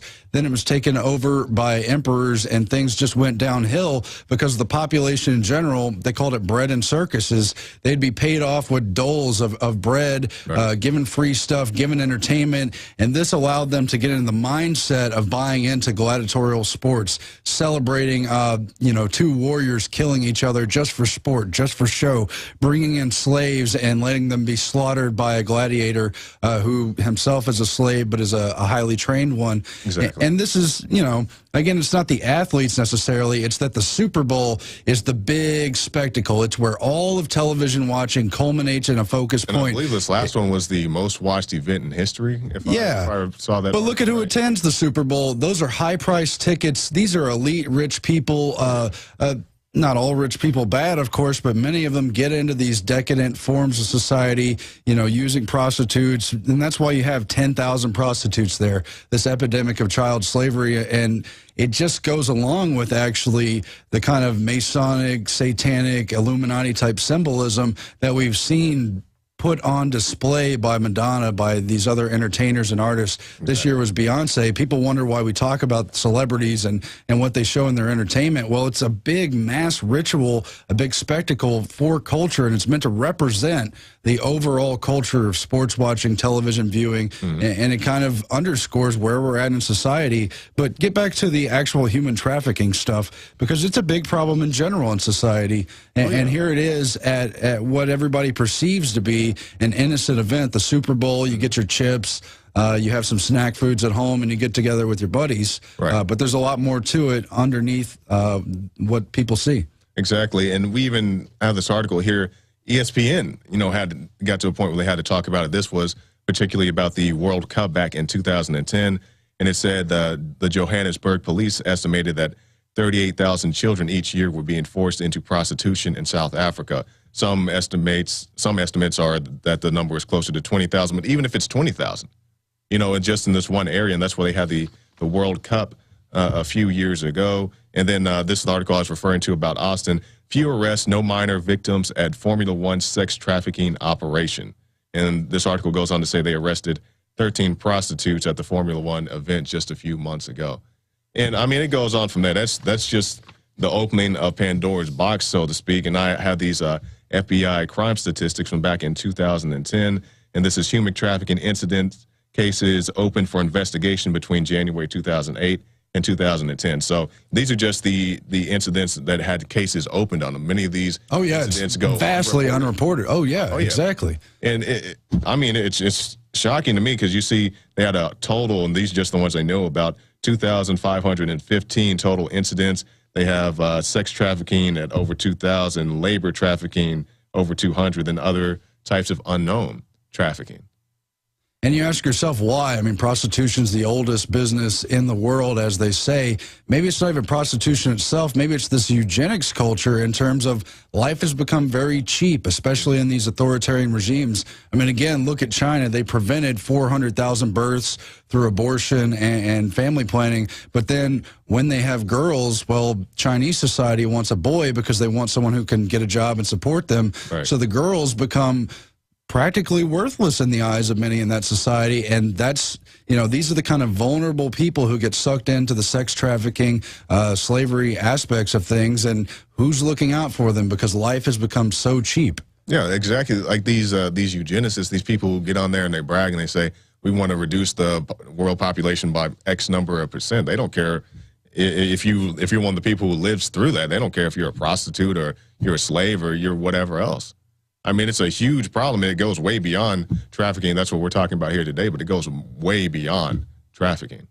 But in Roman terms, the Super Bowl has really devolved into a grand orgy spectacle where the most elite of society get together for, again, this big mass ritual, and they just engage in all kinds of things. Oh, yeah. I mean, the halftime shows, and I believe Nelson's going to talk about this in a little bit, the halftime shows are just big Illuminati. Whether you believe in that or not, they're just big cultic symbolism. I mean, you can just look at the stuff, and I mean, she'll break it down better than I can, but it's so much symbolism, and it's not, you know, a nice family event anymore. Years past, you know, you could take your kids, and maybe you had enough money to take the neighbor kid down to the football game. You guys all have a good time, and now, I mean, the thing's it's so grandiose. I mean, and it's so absurd, just over the top. Even the halftime shows. I mean, I wouldn't want, if I had a daughter, I wouldn't want her to watch, you know, all the stuff that goes on there. Yeah, it's just weird and inappropriate for a general audience. But I would also submit the whole deal with symbolism, it is what it is. You can read into the symbolism. There's different interpretations of the meaning. But mainly, it's a hidden language meant for those who have, as the Bible says, eyes to see, ears to hear. If you don't know what you're looking at, how is that affecting your subconscious? I mean, what if Madonna or Beyonce got on stage and started speaking Greek to an English-speaking audience or speaking Arabic? You would wonder what they're trying to say in a hidden, coded fashion. Why are they talking in a language that's not understood by people? Exactly. That's one of the ways we need to look at these hidden languages. But again, it's just, it becomes an excuse for people who are already decadent to go all out. And they did this in Roman society during what we know today as the Christmas time. Then it was Saturnalia festival. And in my view, it's very tied to satanic practices where they would just encourage this kind of running wild, running rampant, and just evolving more and more into this bread and circuses mentality. And again, you give up your right to control your own life, to control society, and to hold any of your leaders even remotely accountable when you give into this kind of behavior as a general society. I'm not judging anyone in particular for the things they're getting involved in. Yeah. But clearly, this is abusive stuff. It's horrible to women, and we'd like to rein it in. It's such a hidden problem, though. It is. As you mentioned, it goes underreported. It's the white slavery, as it's called, and it's not slavery of white people. It's this sex slavery. It's this this indentured servitude. This we own you kind of aspect, and it's way beyond the U.S. It's way beyond just women. I mean, there's children. I mean. To a much lower extent, even men get sucked into this, adult males, but, you know, surely large amounts of women. I actually have this next article here, Human Trafficking to UK Rising. And this says, last year, the authorities learned of 946 victims compared to 710 in 2010. The report said that 712 adult victims and 234 child victims were reported last year to the National Referral Mechanism. And I actually have this graph here. If we get a shot of this, and you can see the countries where these people are coming from. You see Nigeria in the lead, Vietnam, Romania, and the list goes down from there. And it says that the top 10 countries account for 64% of all referrals. And again, Nigeria, a country with a high birth rate, so they've told us in the eugenics mentality, those are worthless people, don't worry about them, who cares what happens to them, we just need less of them. That is a disgusting mentality. And Alex has talked about this. I don't have the articles in front of me because I wasn't prepared to talk about this, but DynCorp, the military contractor, got caught trafficking human slaves, sex slaves. The United Nations has been part of this, and the United Nations in Africa just lets these dictators slaughter their own people, encourages these factionalized wars, and disarms populations to keep them from being able to resist and institute kind of a normal society while they look the other way to these mass epidemics, the systematic abuse of sex, slavery, human trafficking, you name it. And in the case of DynCorp, they were caught, you know, as in the system knew about it. They were investigated. There were hearings in Congress even, but basically it was at most a slap on the wrist. They got some fines. The system looks the other way because they, at the top, the most elite people want to engage in this. They're blackmailed into going along with it, and it becomes epidemic with these illegitimate systems of government that have taken us over. Look at the climate change hearings, again, on behalf of the United Nations. They had them, I think the Copenhagen hearing, they had the largest influx at that time of known prostitutes, and of course there's an underbelly again to that. Are we going to break? We're going to break. We'll come back with your final thoughts, maybe take some more calls, and then coming ahead we've got David Ortiz, Melissa Melton, and more of our great reporters for the Infowars Nightly News. It's getting exciting, isn't it? Yeah, it is. We're going to be live tonight. Infowars Nightly News, 7 p.m. Central, 8 p.m. Eastern. David Knight going to be hosting. Stay tuned. Aaron Dykes sitting in for Alex Jones. We're back on the broadcast, Infowars.com. Of course, tonight, 7 p.m. Central, the Infowars Nightly News. Again, we're doing it live this week, and it's exciting. David Knight's going to do it tonight. I've done it the past 2 nights. Jakari Jackson, we're coming to the end of the hour. We've got other reporters coming in with different topics, but finish up on the dark side of the Super Bowl, the sex trafficking, slavery issue nobody wants to talk about. Right. And it's not just the Super Bowl. I mean, it's all over. It's in various aspects of entertainment, not just sports. I mean, it's all over. And I mean, it's a big deal, and I don't want to limit it just to that. But in my closing remarks, I want to bring up some of these remarks that various officials have made concerning just things such as rape and trafficking and such as that. And I have this article right here. U.S. judge says victims' bodies can prevent rape. Yes, it is as absurd as he said it. A Southern California judge is being publicly admonished for saying rape victims didn't put up a fight during her assault The California Commission on Judicial Performance voted 10-0 to impose a public admonishment Thursday, saying Supreme Court Judge Derek Johnson's comments were inappropriate and a breach of judicial ethics. Blame the victim mentality. Yeah, that's what it is, and that's the same thing with these elitists, these globalists. You know, if you're a sex slave because you didn't put up enough of a fight to get out of that. You know, and that's the mentality of many of these people. But I'll move quick to our next one. Richard Graham. UK lawmakers' rape remarks draw condemnation. A British lawmaker's suggestion that young women who wear high heels and short skirts put themselves at greater risk of rape has drawn widespread condemnation. If you are blind drunk, these are his words, if you are blind drunk and wearing those clothes, how able are you to get away? How are you able to get away? He said to a group of people, and my last one right here, corrupt judge exonerates 13 child sex slave traders and ignores 130 witnesses as liars.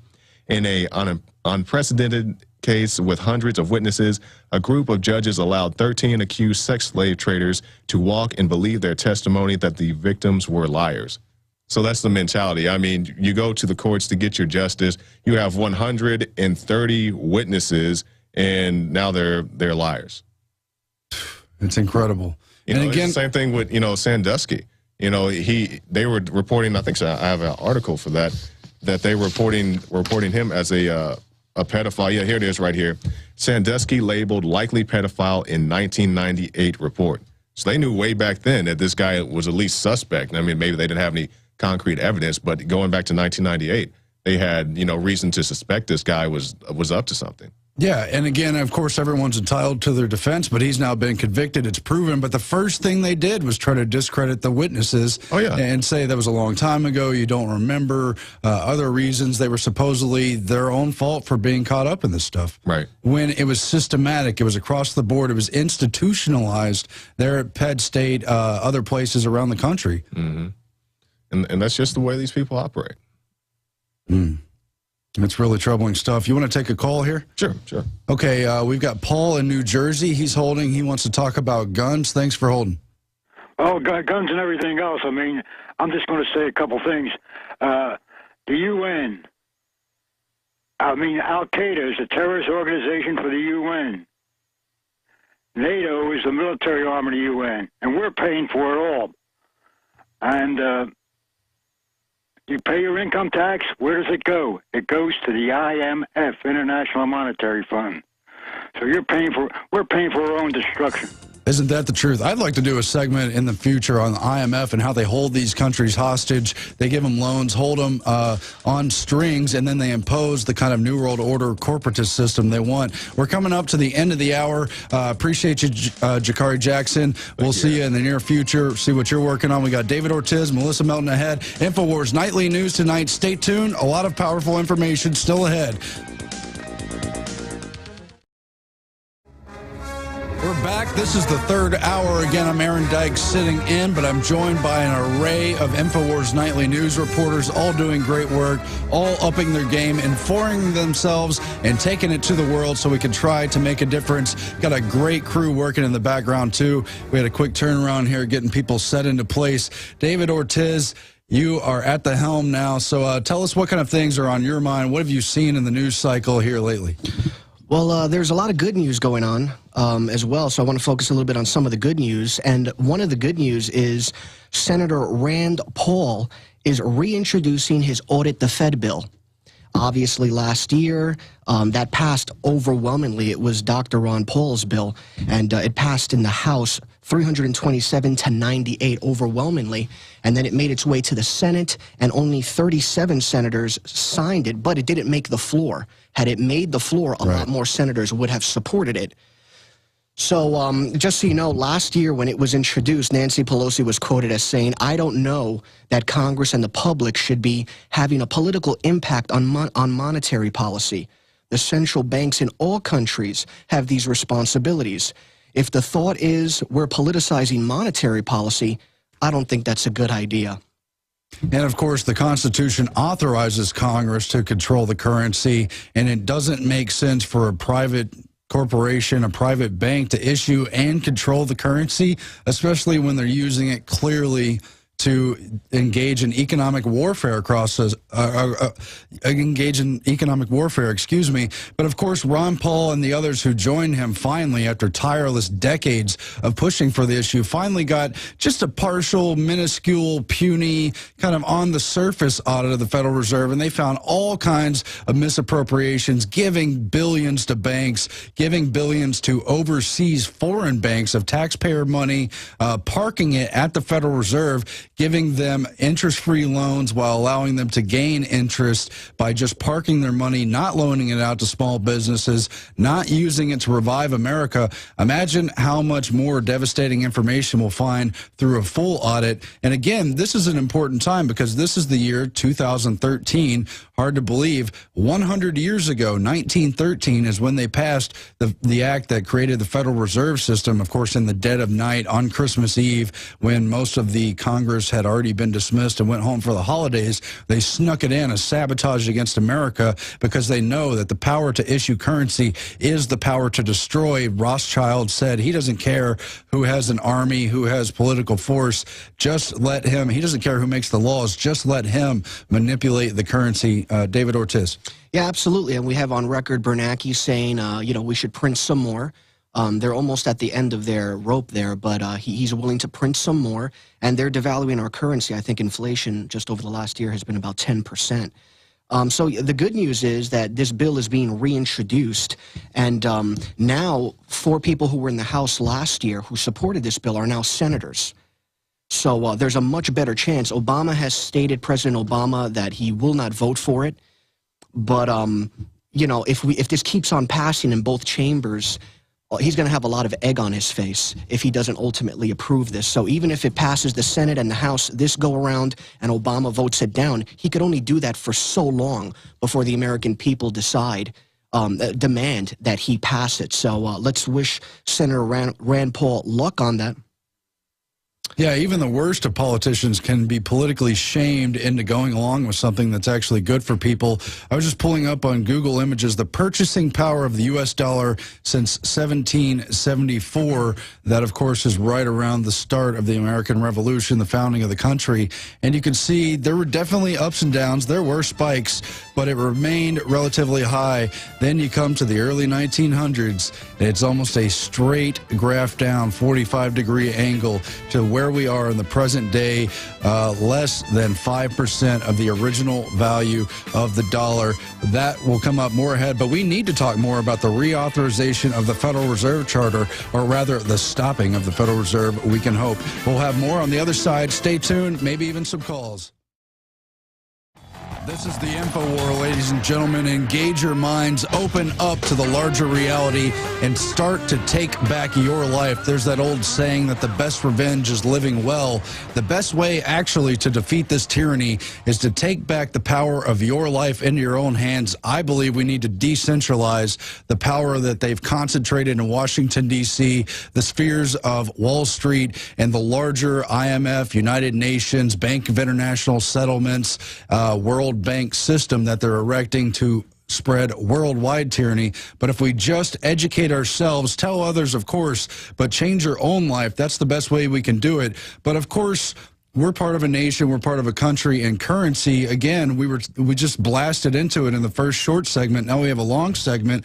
David Ortiz, one of our Infowars Nightly reporters here, currency is one of the most powerful mechanisms of control there is. There's political power, there's military power. People like Rothschild said they're not so concerned about that as long as they can control the currency. And we know that in the early days of colonial America leading up to 1776, they had what was known as colonial script. They issued their own currency, and they had a vivacious, lively economy there. And I think it was Ben Franklin who talked about how when they destroyed their ability to issue their own colonial script, that was the beginning of the end. That was perhaps the real trigger towards revolution. There were many factors: the taxation, the abuses of civil liberties and rights, the attempt to disarm the colonists. But one of the most important was that currency thing. And we're seeing these issues crop up again as people become educated about the Federal Reserve, And again, this is the 100-year anniversary of the tyrannical parasite, the Federal Reserve, who have changed our system of currency, moved it away from gold and silver,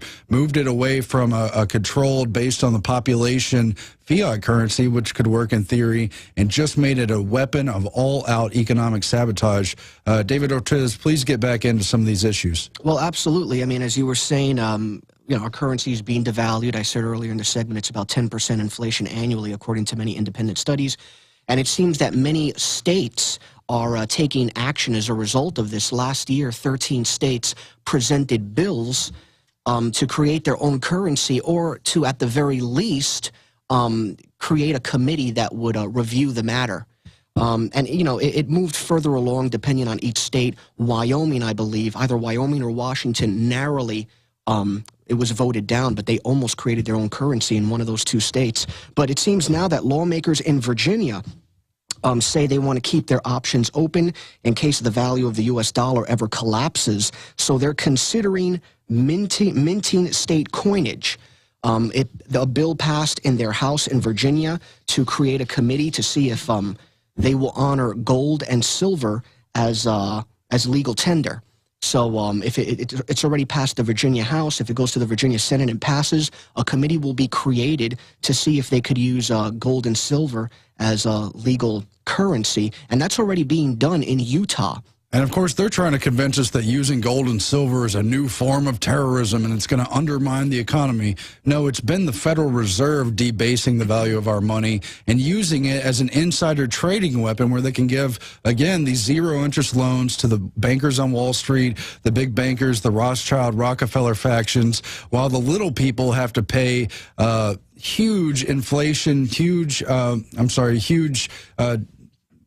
prices for their money. You know, if they get it on a credit card, it's upwards of 20–30% in many cases. But whereas many local cities do issue their own currency, they have coupon systems, and it's revitalized a lot of failing cities across the country, even in the modern day. So why not look at those kind of systems? I think it's encouraging that states like Virginia are looking at that. Yeah, absolutely. I think at last count, it was about 20 communities throughout the United States had their own currency. And it really helps the unemployed, low-income people, because now their currency has value, you know. So it's good to see that Virginia is doing this. Last year, 13 states reviewed this issue. Utah has passed a bill, as I stated earlier, to, you know, honor gold and silver. People are using it, so we wish the state of Virginia well. Look, economic viability is one of our inherent rights. We have a right to our own lives and to try to prosper. I mean, that's basic to the Declaration of Independence and the Constitution, life, liberty, and pursuit of happiness. And they want us to be economic slaves to this system, to be told what to do out of Washington and on Wall Street. And it's just so backwards. I mean, you see what I'm saying? Yeah, absolutely. Like we stated earlier about Rand Paul's audit the Fed bill that's being reintroduced. One of the reasons why the powers that be don't want that bill passed is because once a light is shined on the Federal Reserve, it will send international markets into a frenzy. It's not so much because, you know, they want to honor what the Federal Reserve does. They really want to cover for the Federal Reserve, you know. So, you know, it's good to see that states are taking action.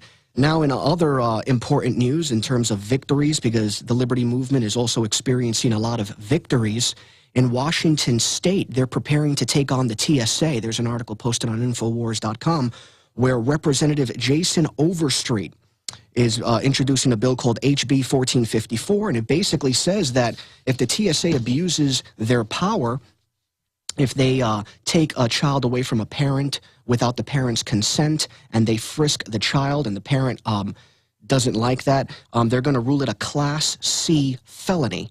Now, I don't know what a Class C felony is, but clearly there's going to be a penalty for it. Well, even a Class B or Class A misdemeanor could be some pretty serious jail time. Yeah, absolutely. So it's good to see that the state of Washington is really repudiating the TSA, and they're introducing a bill as well to really, you know, put the TSA on their toes. But again, we've been conditioned since 9/11 and the war on terror to just accept these top-down controls when they're abusive and make no sense, but they want to engage us in a semantical debate. It's like I was talking with David Knight earlier about the drone situation and about torture. They want to argue over the definition of waterboarding versus torture. I mean, the stuff they do at a TSA checkpoint is a form of harassment and torture. I mean, why do they have to touch people's genitals into pants, harass old people and children especially? Notice they're the most vulnerable sectors of society on either end of the spectrum.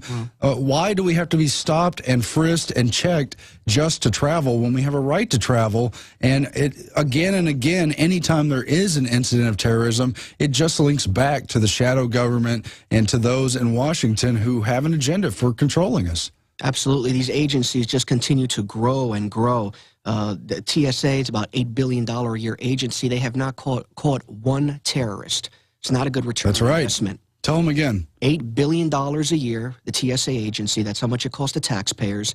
And they haven't caught one terrorist. It's not a very... But you get a lot of lip from people in a uniform who think it makes them important. Yeah, absolutely. Absolutely. But, you know, it's good to see that, you know, people are wising up to this. But, you know, I've only, since I've been here at Infowars, started to re-recognize states' rights and the importance of the 10th Amendment. But we've had a great awakening over several issues just in the last year or two, thanks to people like Drudge Report covering the TSA issue, thanks to states like Texas overwhelmingly, unanimously passing in the House that they wanted to try to throw out the TSA. But then again, we're told by the feds, you can't do that. We'll tell you what to do. We're the parent. We're the child. Obama is our daddy. Did you see that clip yesterday? Yeah, when I thought about that, I just thought, you know, we should all just close our eyes and envision Obama picking us up and spinning us in a circle. Oh, he could hug us like little children, like Joseph Stalin or Fidel Castro or all the other dictators around the world who pose for these poster images with children. Hitler went to many photo ops with children. Yeah, it's not very loving. The NDAA is not very loving. Drone attacks are not very loving. A top-down approach is not very loving. But just speaking of Obama and the federal government, I was making this point earlier with another reporter that the economy, any revitalization that is taking place in the economy, Obama's getting credit for it, but in reality, it's because states are nullifying a lot of what he does. They're nullifying right to work. They're nullifying Obamacare. So he's actually getting credit for some of the improvements in the economy when, in fact, it's the states taking the matters into their own hand, abolishing state income taxes, things of that nature. And here you got Obama posing as the hero when, in fact, the states should be commended for the revitalization of the economy, the little revitalization. Look at the biggest spike in sales of the whole year. It's in guns.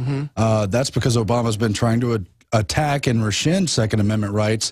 It's because states have stood up and introduced Firearms Protections Act, because sheriffs have stood up and said no, and because the people have stood up and said, we see the value in self-defense and arming ourselves and having you not tell us what to do and control our lives. The TSA issue, again, $8 billion spent through federal tax money, sucked out of the people. Not one terrorist caught, lots of harassment of the people, but also it's been economically devastating. They admit tens of billions of dollars in travel money, in hotel money, in leisure spending is all drying up because people don't want to travel and put up with that harassment. Absolutely. Absolutely. They've had major industry reps meet with the TSA, Pistole and Napolitano, Chertoff, you name it, to say, can you please just back off? Can you please not now harass pilots after harassing regular passengers? Because we want people to travel. We're in bed with the travel industry. You know, we've got Travelocity packages with flights and hotels and rental cars. We want people to keep doing that and to have vacation time and money to spend. Can you stop harassing people and destroying a large sector of the economy? Absolutely. And some airports, from what I understand now, do have the option to opt out and to have their own private, you know, security force. Sacramento just backed out. I don't know why. They did that in Orlando, right? Right. And again, major tourist town, Disneyland's there. Right. But what they don't say is that even if you get your own private security force to, you know, do security at airports, the TSA still oversees them. Yeah. You know? So, yeah, so, you know, it's good to see that, you know, that states are taking, you know, the initiative. But, yeah, the TSA is absolutely growing out of control. And speaking of states' rights, because we were talking about states' rights earlier, it seems that the gun issue, you know, many states are nullifying the assault weapons ban. But sadly, Maryland, is they look like they're going to pass an assault weapons ban. So, you know, the victory is really on the state level. Well, that's why we have to be vigilant. We'll get more into this discussion on the other side. Other reporters, Melissa Melton coming up. Infowars Nightly News tonight. Stay tuned. Infowars.com. Let's educate ourselves and turn things around. Take back our lives. Come on, people.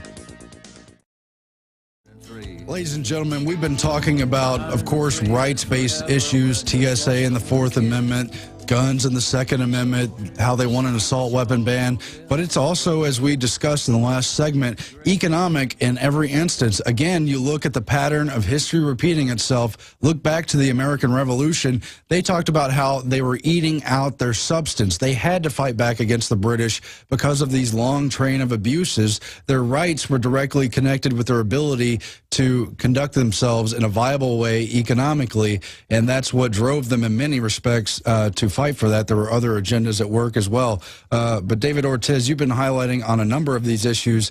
Now, we just mentioned at the last break there's an attempt at assault weapons ban in Maryland, but there's more. Yeah, absolutely. In Maryland and in Colorado, it turns out that they're really having a heated debate in Maryland. Governor O'Malley, a Democrat, he's proposing a bill which would add Maryland to the 11 states that require residents to apply for and receive a license before purchasing a handgun. Now, he's targeting assault weapons as well, which I'll talk about in a second. But do you see how this is incremental? The argument was assault weapons, and now they're saying in Maryland they want a bill that says you're going to need a license to get a handgun. It's all incremental.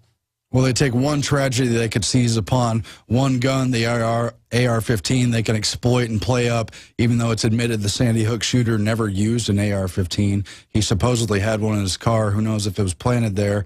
And yet they want to demonize all guns. And you were talking about how they want to hold gun manufacturers legally responsible for any damage done. Well, look at those hypocrites who conducted Fast and Furious. Will Eric Holder have to hold out a personal bond for the tens of thousands killed by drug cartels, armed by our own government, encouraged by the CIA to carry out a black ops war against the people? Will he be held liable for the damage to Border Patrol agent Brian Terry and the dozens of others who've been killed, the Mexican beauty queen, the upset to the economy in Mexico and in the United States?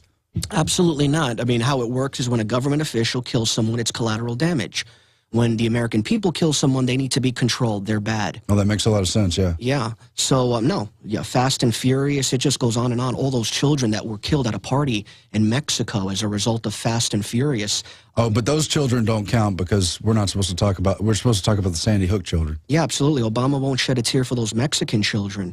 So, yeah, when a government official kills someone, it's collateral damage.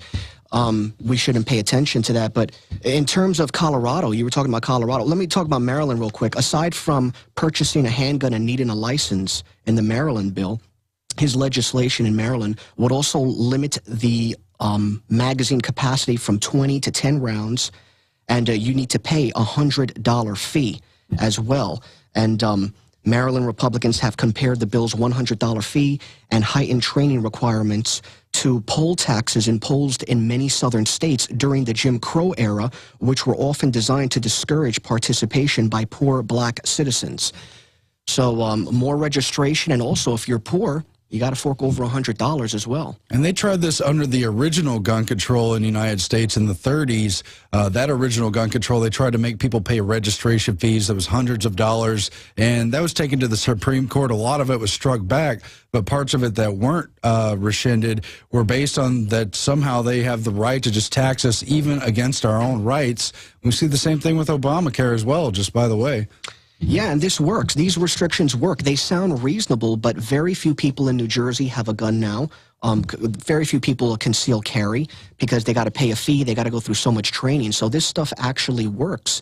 So it does infringe upon our Second Amendment rights. It works at disarming victims and letting criminals run wild. Absolutely. While Dianne Feinstein, she carries a concealed carry. And you were also mentioning earlier Colorado. What they're going to do in Colorado is if they can't pass an assault weapons ban straight out, they're going to circumvent, and Colorado bill would hold gun makers and sellers accountable for weapon violence.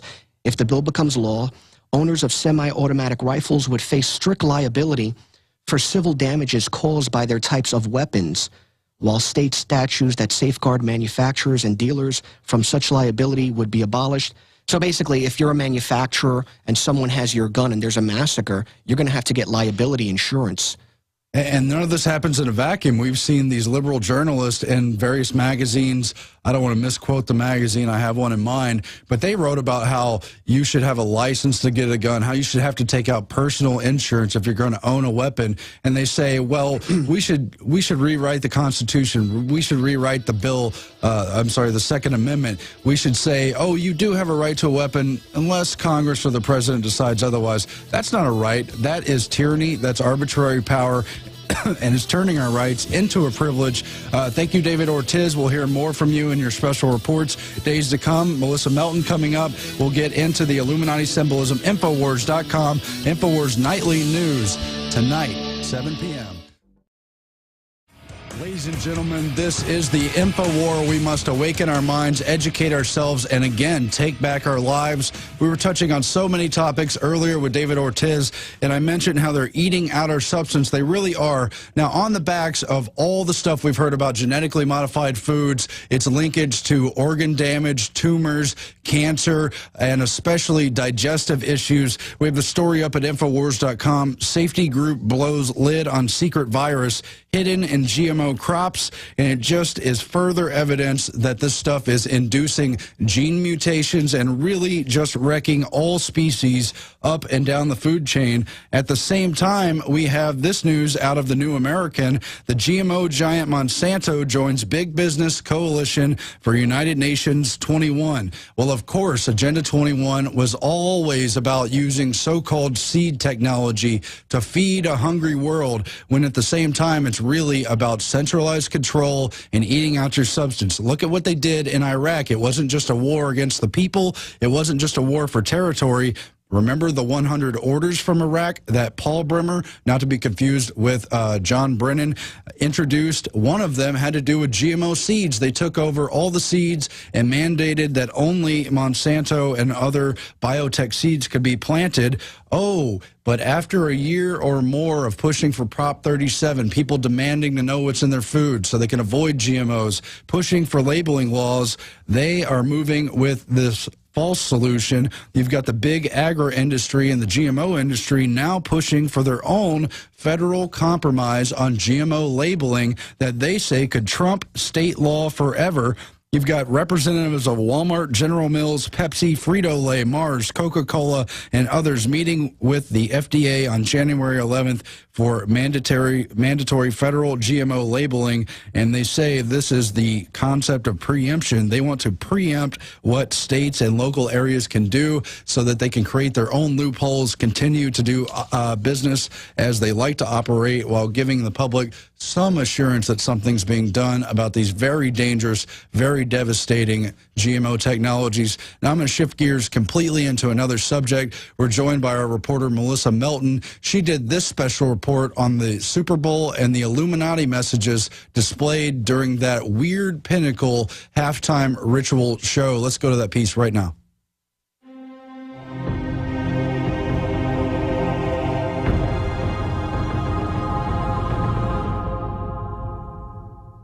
I'm Melissa Melton reporting for Infowars Nightly News. The day after the Super Bowl, the top story on Yahoo.com was, did Beyonce flash an Illuminati sign? Next to a picture of Beyonce making a pyramid hand symbol, the article goes on to say, according to legend, the Illuminati are a tiny super secret cabal of influential individuals who have shaped the course of world events. So it makes perfect sense that Beyonce would flash their triangle sign to one of the largest viewing audiences in human history. What better way to preserve a secret? That's a definite possibility. Founded by Bavarian professor of law Adam Weishaupt in 1776, the Illuminati is considered the most notorious secret society, a sect bent on manipulating reality and dominating through a world government. These so-called illuminated ones have been referred to by some as Satan's elite, whom they worship. Their symbol is a pyramid to illustrate the idea of a top-down societal control system, and the pyramid features an all-seeing eye, or the Eye of Lucifer. Infowars has reported extensively on the history of the Illuminati, their birthplace, their prevalence in popular culture, music, movies, and their intent to dominate the world. While the article's language seems to sarcastically play off Beyonce's hand gesture as no big deal, This isn't the first time we've seen questionable symbolism at the Super Bowl. Look at these screenshots we've got from last night's Super Bowl performance by Madonna, and then you can also Google image search for yourself and type in Baphomet. And of course we see that Madonna is dressed up as Baphomet. She's sitting on the throne of Baphomet. She's got the horns. Later on, she's got the hand gestures of Baphomet. And this is the idol that the American people during Super Bowl halftime show are being told to worship. So who's Baphomet? Baphomet is an idol used by Satanists to represent the devil. This also isn't the first time we've seen questionable symbolism from Beyonce. The pagan deity Baphomet, a figure revived in the 19th century as an idol for Satan worship, has been prominently featured in her videos and album artwork, and she even wears a Baphomet ring. And Beyonce isn't the only music star by far who's been called out for having hidden symbolism in her videos. The Yahoo article claims that Beyonce is merely supporting her husband's record label, but if this symbol is a diamond and not a pyramid, why are he, Beyonce, and other stars seen looking through it with one eye?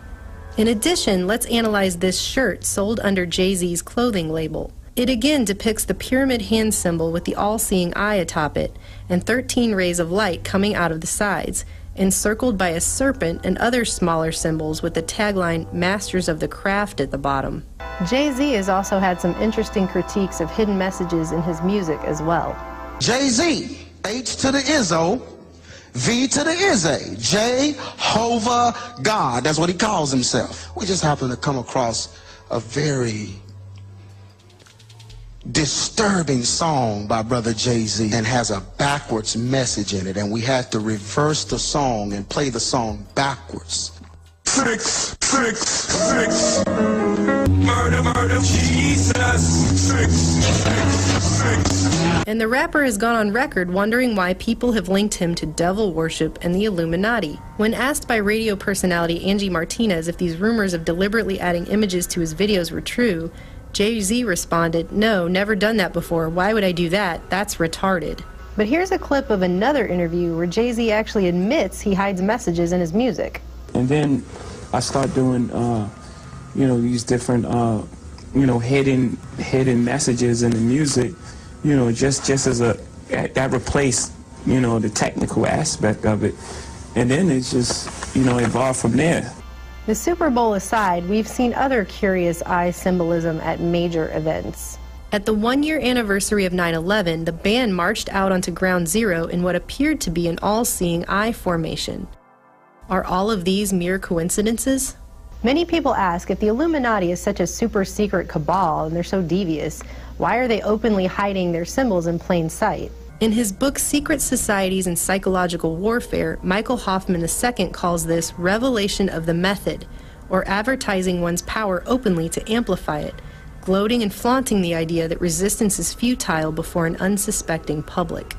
Are all of these established Illuminati symbols supposed to acclimate people subconsciously to a darker agenda, or are we really supposed to believe that all-seeing eyes and pyramids and Baphomet costumes are going to be the new theme for the Super Bowl every year? And what is the average person supposed to think about this continuous symbolism inundation? Or is the truth that they're not supposed to think at all, but just go along with their regularly scheduled programming? I mean, how many coincidences can you have before it's not a coincidence anymore?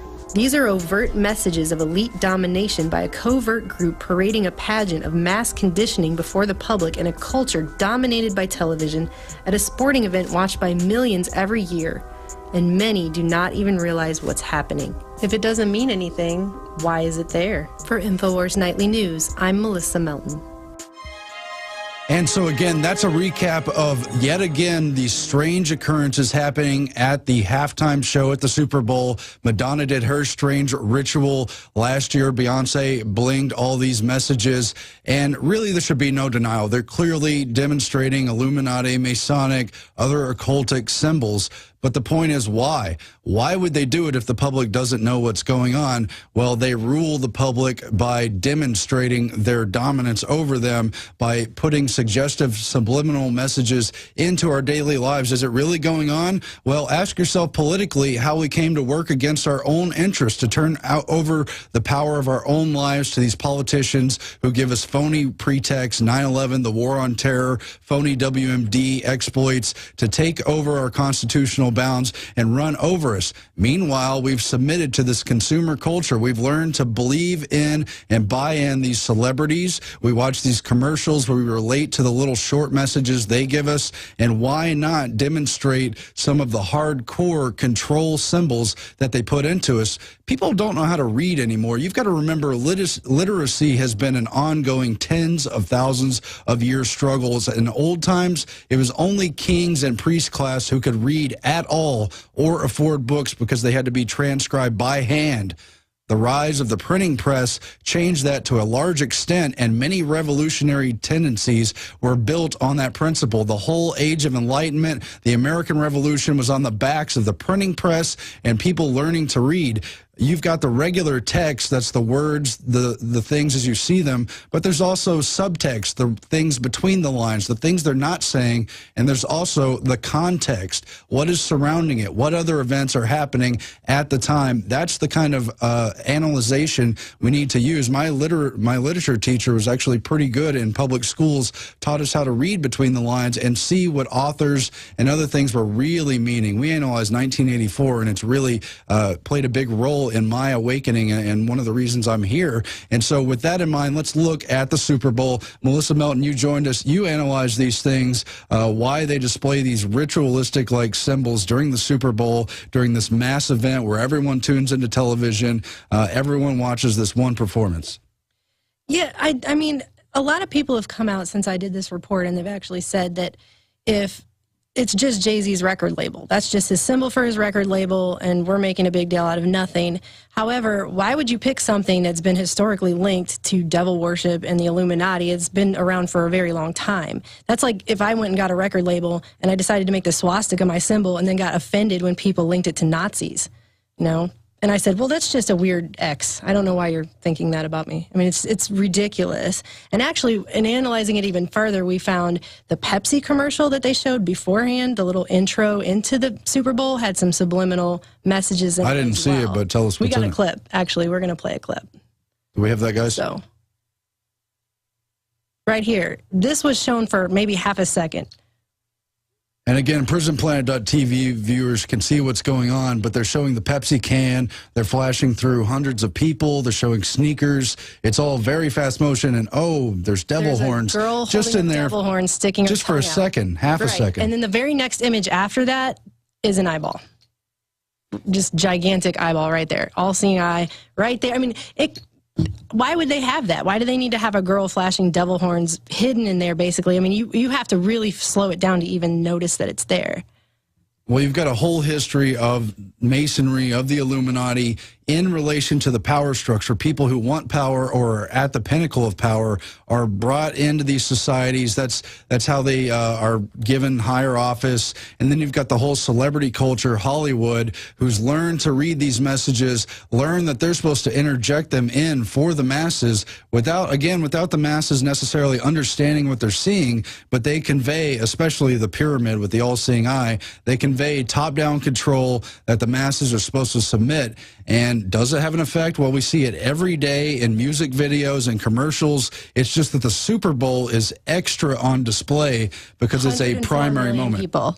104 million viewers. They're saying watched Beyonce's 112 Madonna's, million people. Yeah, Madonna. Okay, so I made the case on the nightly news the other night after they aired your report that it was the secret symbolism, hidden messages for top-down control. But could it really be considered a ritual? Is there really something satanic or hidden going on here? Well, let's hear what Madonna herself had to say about her Super Bowl performance last year. Are you nervous about doing the Super Bowl? Oh my God, I'm so nervous. You have no idea. I am. Really? Yeah. I mean, First of all, it's the Super Bowl. I mean, the Super Bowl is kind of like the Holy of Holies in America, right? So, like, here I am. I'm going to come into the halfway between, like, the church experience, and I'm going to have to deliver a sermon that's going to have to be very impactful.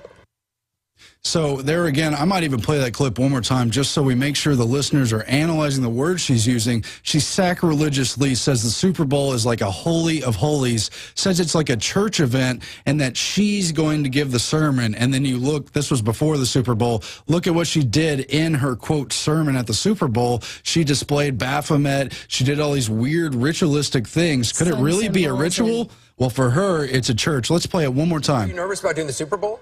Oh my God, I'm so nervous. You have no idea. I am. Really? Yeah.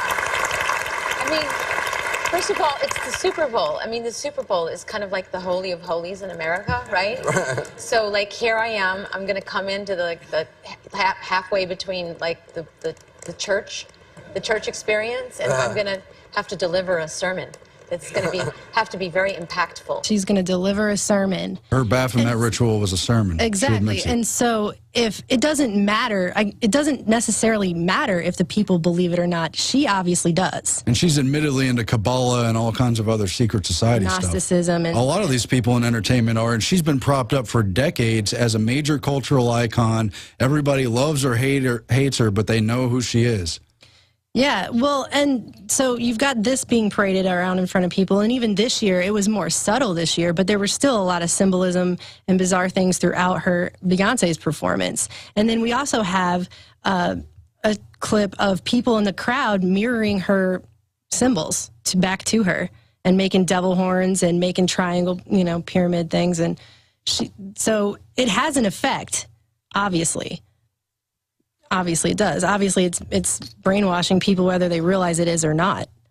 And whether these things are ultimately meaningful or not is yours to discover and decide, but it's in all the mass media we're watching every day. People, you really shouldn't be watching television more than maybe a couple minutes to catch maybe a major news story. It's not just entertainment. It is, quote, programming, and they really have changed our society with it. They've shown it contributes to declining sperm counts. It contributes to this people in an alpha state who lose touch with their regular consciousness, follow the leader, do what they're told, and really aren't engaged in society. It's destructive in so many forms, and there's just so much of the symbolism going on.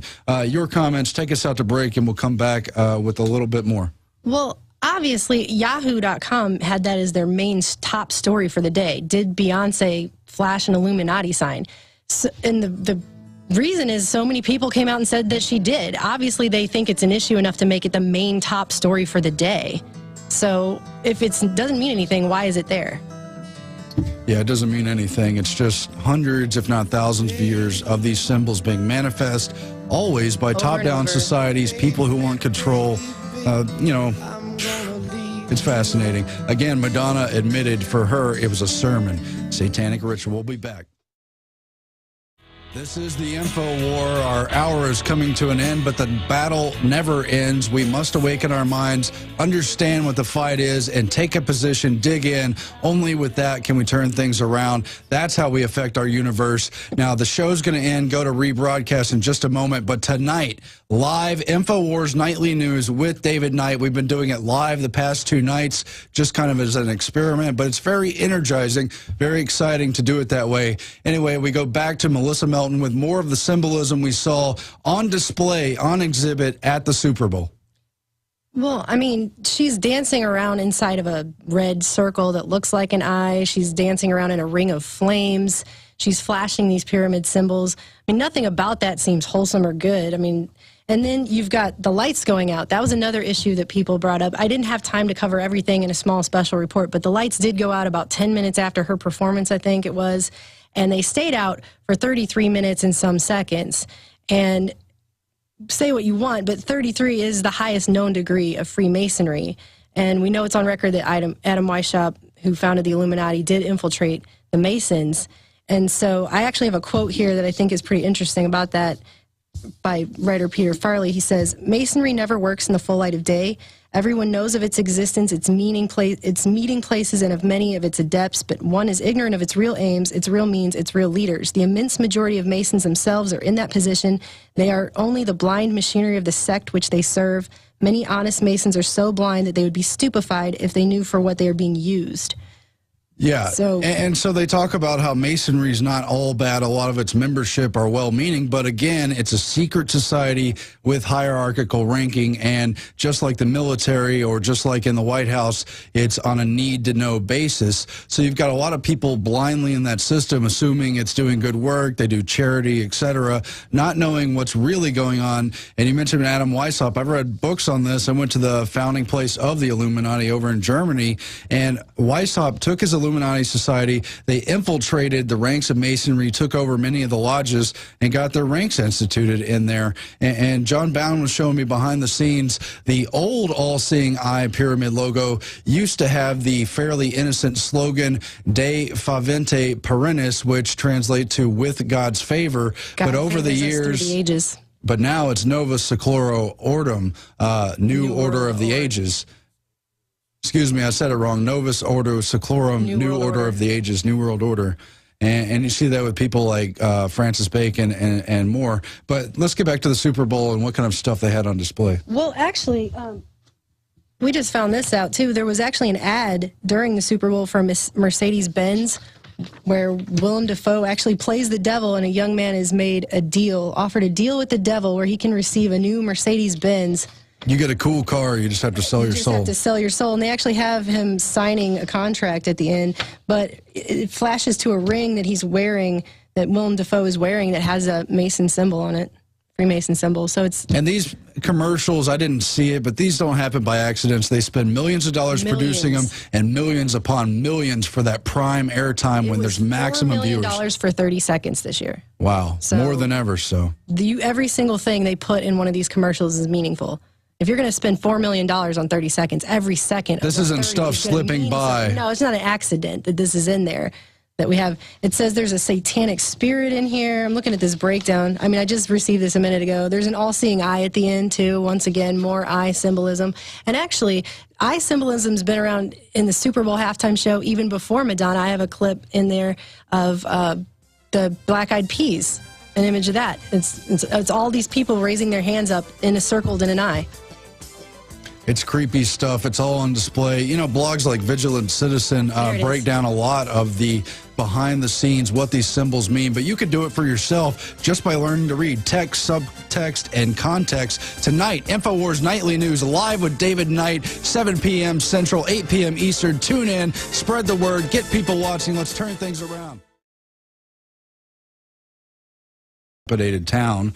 Meanwhile, in Guangzhou, a Yangji village in China. I don't really know the area, to be honest. Moats have been dug around a Chinese villager's house to drive them out. They're pretty much taking over all these zones and handing them over to corporations, the kind of stuff we've long seen in America and the Western world. And they're dealing with holdouts. Most of the people sell without any resistance, but there have been many cases of resistors in these villages, and they've dug a moat to basically commit siege against these villagers and force them to sell or basically starve. And just a lot of disturbing news there. You remember the case last year where the man wouldn't sell his property to the Chinese government, and I remember the case, they were going to hand it over to a corporation, and he was holding out, he refused, and so they just steamrolled him to death, just like this family planning worker just dehumanizingly, wantingly just murdered, ran over with his vehicle, a car, a 13-month-old baby boy. I don't know how people can get to that point, but that's the kind of thing you see under authoritarianism. We've got to fight back against it. Other news on Infowars.com. What's behind the punishment for fake guns in schools? That's a John Rappaport article. We've seen a lot of coverage of this, of course, whether it's the 5-year-olds getting in trouble, even arrested, put on their permanent record for bubble guns, or kids getting in trouble for drawing guns or talking about guns or making a hand sign for guns. And I remember Brandon Smith, Alt Market, he made a good point that They know it's ridiculous. Obviously, it's not a threat. This is an Orwellian mind-bending event where they're trying to teach an entire new generation of children, obviously very impressionable, not yet in touch with history or their rights or what's going on in this country, trying to teach an entire new generation of children that guns are bad, that they're repulsive, to give them almost a Clockwork Orange-like auto response to the very image, the very idea, the very discussion of guns. And so by punishing a few of these children as examples, all children will have a chilling effect not to get into the gun culture.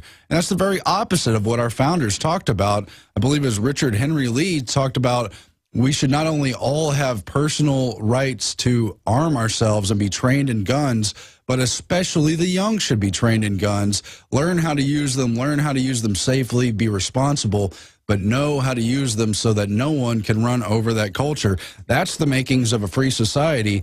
And I know it sounds radical today, but people are rediscovering that. That's what's happened with the Second Amendment. Mike Adams had a great article yesterday highlighting the many victories, maybe between the jaws of defeat, we've seen in the attempt to rein in guns. It's totally revitalized the culture. You've had law enforcement and military standing up to say they're not going to take part in any confiscation. You've had record purchases of guns, people lining up at gun stores, re-engaging in private sales, and preparing to resist the government through words, through the info war. Let's not let it get violent. But if they ever try to trample on our rights that far, we're not going to let them do that either. We'll be back on the other side. A lot more ahead of us. Stay tuned. We're back again. Infowars.com. Alex is going to be...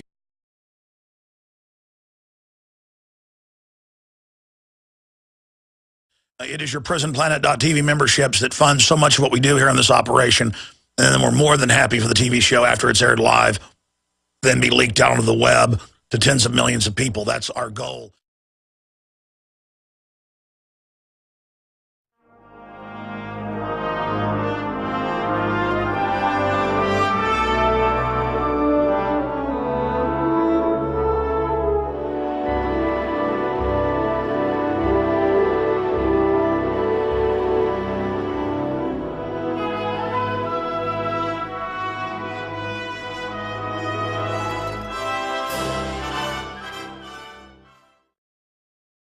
Ladies and gentlemen, it is Thursday, February 7th. I'm not Alex. I'm Aaron Dykes. We're sitting in today. Alex is taking a well-deserved rest, spending some family time, I hope. We're going to bring you a lot of important news today. We've got several of our reporters joining us, so we're going to have them bringing forth the most important news. David Knight's going to join us. We're going to cover drones and a whole lot more. Jakari Jackson, David Ortiz, Melissa Melton, they're all coming up, but we are at an important juncture in history. The authoritarians, the repugnants to the Constitution are completely taking over the levers of power, but they're losing credibility very fast. This Second Amendment battle has been a great moral victory for gun owners everywhere, but we need to hold our ground even more, push forward, and win back the cultural war. That, of course, is what the info war is all about. And we're making significant grounds there. The world's changing around us. You've seen the vast GMO battle that happened last year, largely centered around Proposition 37 in California, which was officially lost. But just like many of the battles in the American Revolution, losing isn't always really losing, because it was a significant threat to the establishment that's trying to force us to eat unlabeled foods, lots of dangerous stuff in there. And now they're proposing a federal compromise on GMO labeling that might trump state law forever. And surprise, surprise, the big big food industry is behind quite a bit of it. Supermarkets cry foul as FDA proposes new food labeling under Obama. Will federal compromise on GMO labeling trump state law forever? GMO giant Monsanto joins Big Business Coalition for UN Agenda 21. And from Anthony Gucciardi over at Natural Society, safety group blows lid on secret virus hidden in GMO crops. We'll get to that later in the program. But these two headlines tell a story on the Second Amendment battle. well, maybe 3 headlines here. DHS purchases 21.6 million more rounds of ammunition to go along with their more than 1.6 billion rounds. You've got to imagine they're preparing for something. Of course, the entire Department of Homeland Security was crafted, designed, put in place before 9/11, but they used that crisis in a very Rahm Emanuel sense. They used that crisis, rode on the backs of tragedy, all the tears, everyone's hurt, to push through who is one of Obama's top advisors and the one considered responsible for these kill lists, these drone strike lists, where they just send over this automated thing, take out a suspected target and plenty of collateral damage in between. They don't care if they kill women, children, completely innocent people, as long as they can claim they might have possibly been targeting someone who might be associated with Al-Qaeda. Now he's going to lead the already flawed CIA and bring no moral ground to it whatsoever as we continue to deteriorate here. Meanwhile, you've got states like Texas introducing anti-drone legislation. Texas anti-drone laws would be the toughest in the USA. They are, of course, considering that legislation here in the state capitol, and they already considered banning the TSA and bringing in private security at the airports here. In fact, it passed overwhelmingly in the House, and they used procedural moves to block it. Meanwhile, behind the scenes, behind the curtain, they made extortion-like threats, threatening to have a blockade on Texas, a no-fly zone, and basically occupy the country federally if they dared to say no to a clearly unconstitutional TSA.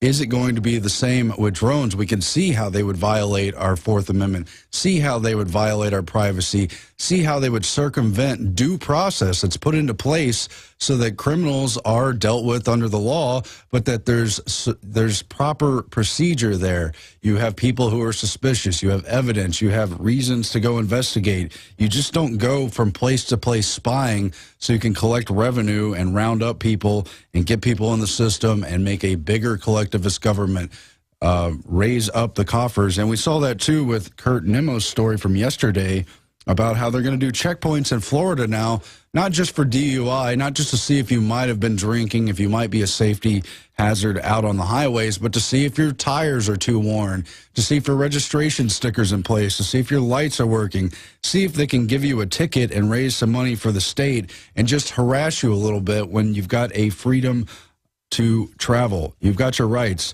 and that's what we're fighting for in so many respects. And so there's just news all over the place on that front. Now, we're going to get way into the drone issue after the bottom of the hour. David Knight's going to join us to bring us up to speed on some of the latest. But you heard the headline in the past couple days. Department of Justice Eric Holder telling us that it's, quote, legal to drone strike Americans. Of course, in this context, they're implying that they mean Al-Qaeda Americans living abroad, and just because they're born here doesn't mean we can't take them out by drone strike without due process. Well, that's fine and good, and they've been doing all kinds of things like that under the war on terror. Of course, I don't think it's fine. I think it's shameful the way we're prosecuting this empire and really just rack and ruining other countries. But the point is, they're trying to legitimize, well, it's this Al-Qaeda guy, so why do we want to bother with putting him on trial? It's Anwar al-Awlaki and his 16-year-old son, and we'll take him out with the drone if we want. But think about it. Here they are building up drones here inside the United States, at least 30,000 plus drones, completely unconstitutional system that we're still living under and that we've got to expose and roll back so we can put back in place our republic, our Constitution, our Bill of Rights. But while they're purchasing more ammunition to occupy America, unprecedented demand. Americans purchase a gun every 1.5 seconds. And an 86-year-old woman grabs gun in self-defense, and she was able to stave off a home robber. And that's what the Second Amendment's for. You would really hope an 86-year-old woman would never have to come to arms, but if no one else is there to protect her, and surely the police can't do it, you would rather she is able to defend herself than let the criminals go wild. Yesterday, last night on the Nightly News, I covered Luke Radowski's story there in New York City, where there's a total citizen disarmament, where you're not allowed not only to have concealed weapons, but you're not allowed to carry knives or really even defend yourself. And he tells the poignant story of a man, his name is Joe Lozito, who was attacked at knife point on a subway and nearly died, but he was able to overcome his assailant.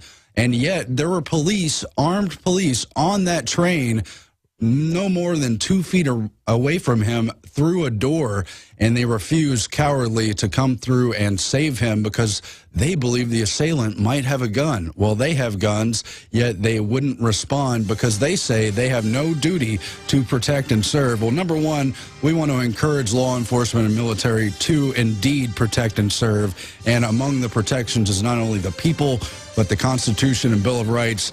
Look, we've got to reawaken this country. We've got to go back to liberty, self-defense, common sense, people. We'll talk about it more on the other side. A lot of hot news today. Stay tuned. We're going to have a lot of special guests and reporters back on the other side. Infowars.com.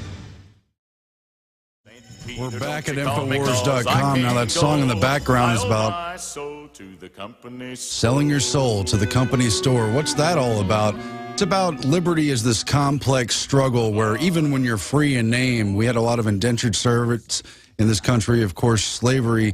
Even once they became free, were they really free? Because they had to work on these fields owned by the company store. They had to buy their products at the company store. They had to take out debt there, and really they could never get free except in their own souls.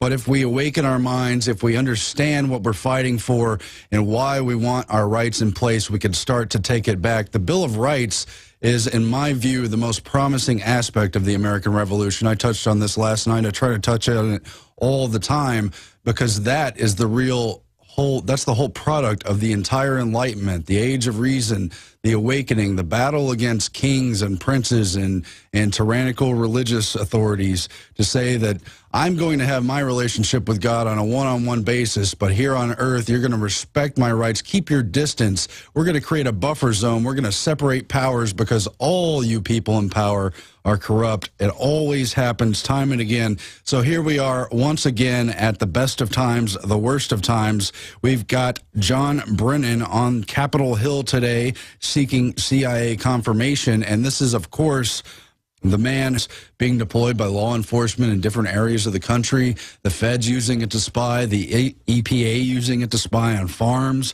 They deployed planes to supposedly monitor pollution and check for terrorism and just see if anyone has an unauthorized something on land somewhere that the feds may not already control. We've got to start saying no to this, and it is encouraging, whatever comes of it, that many of these states are beginning to try, at least in name, to restrict drones.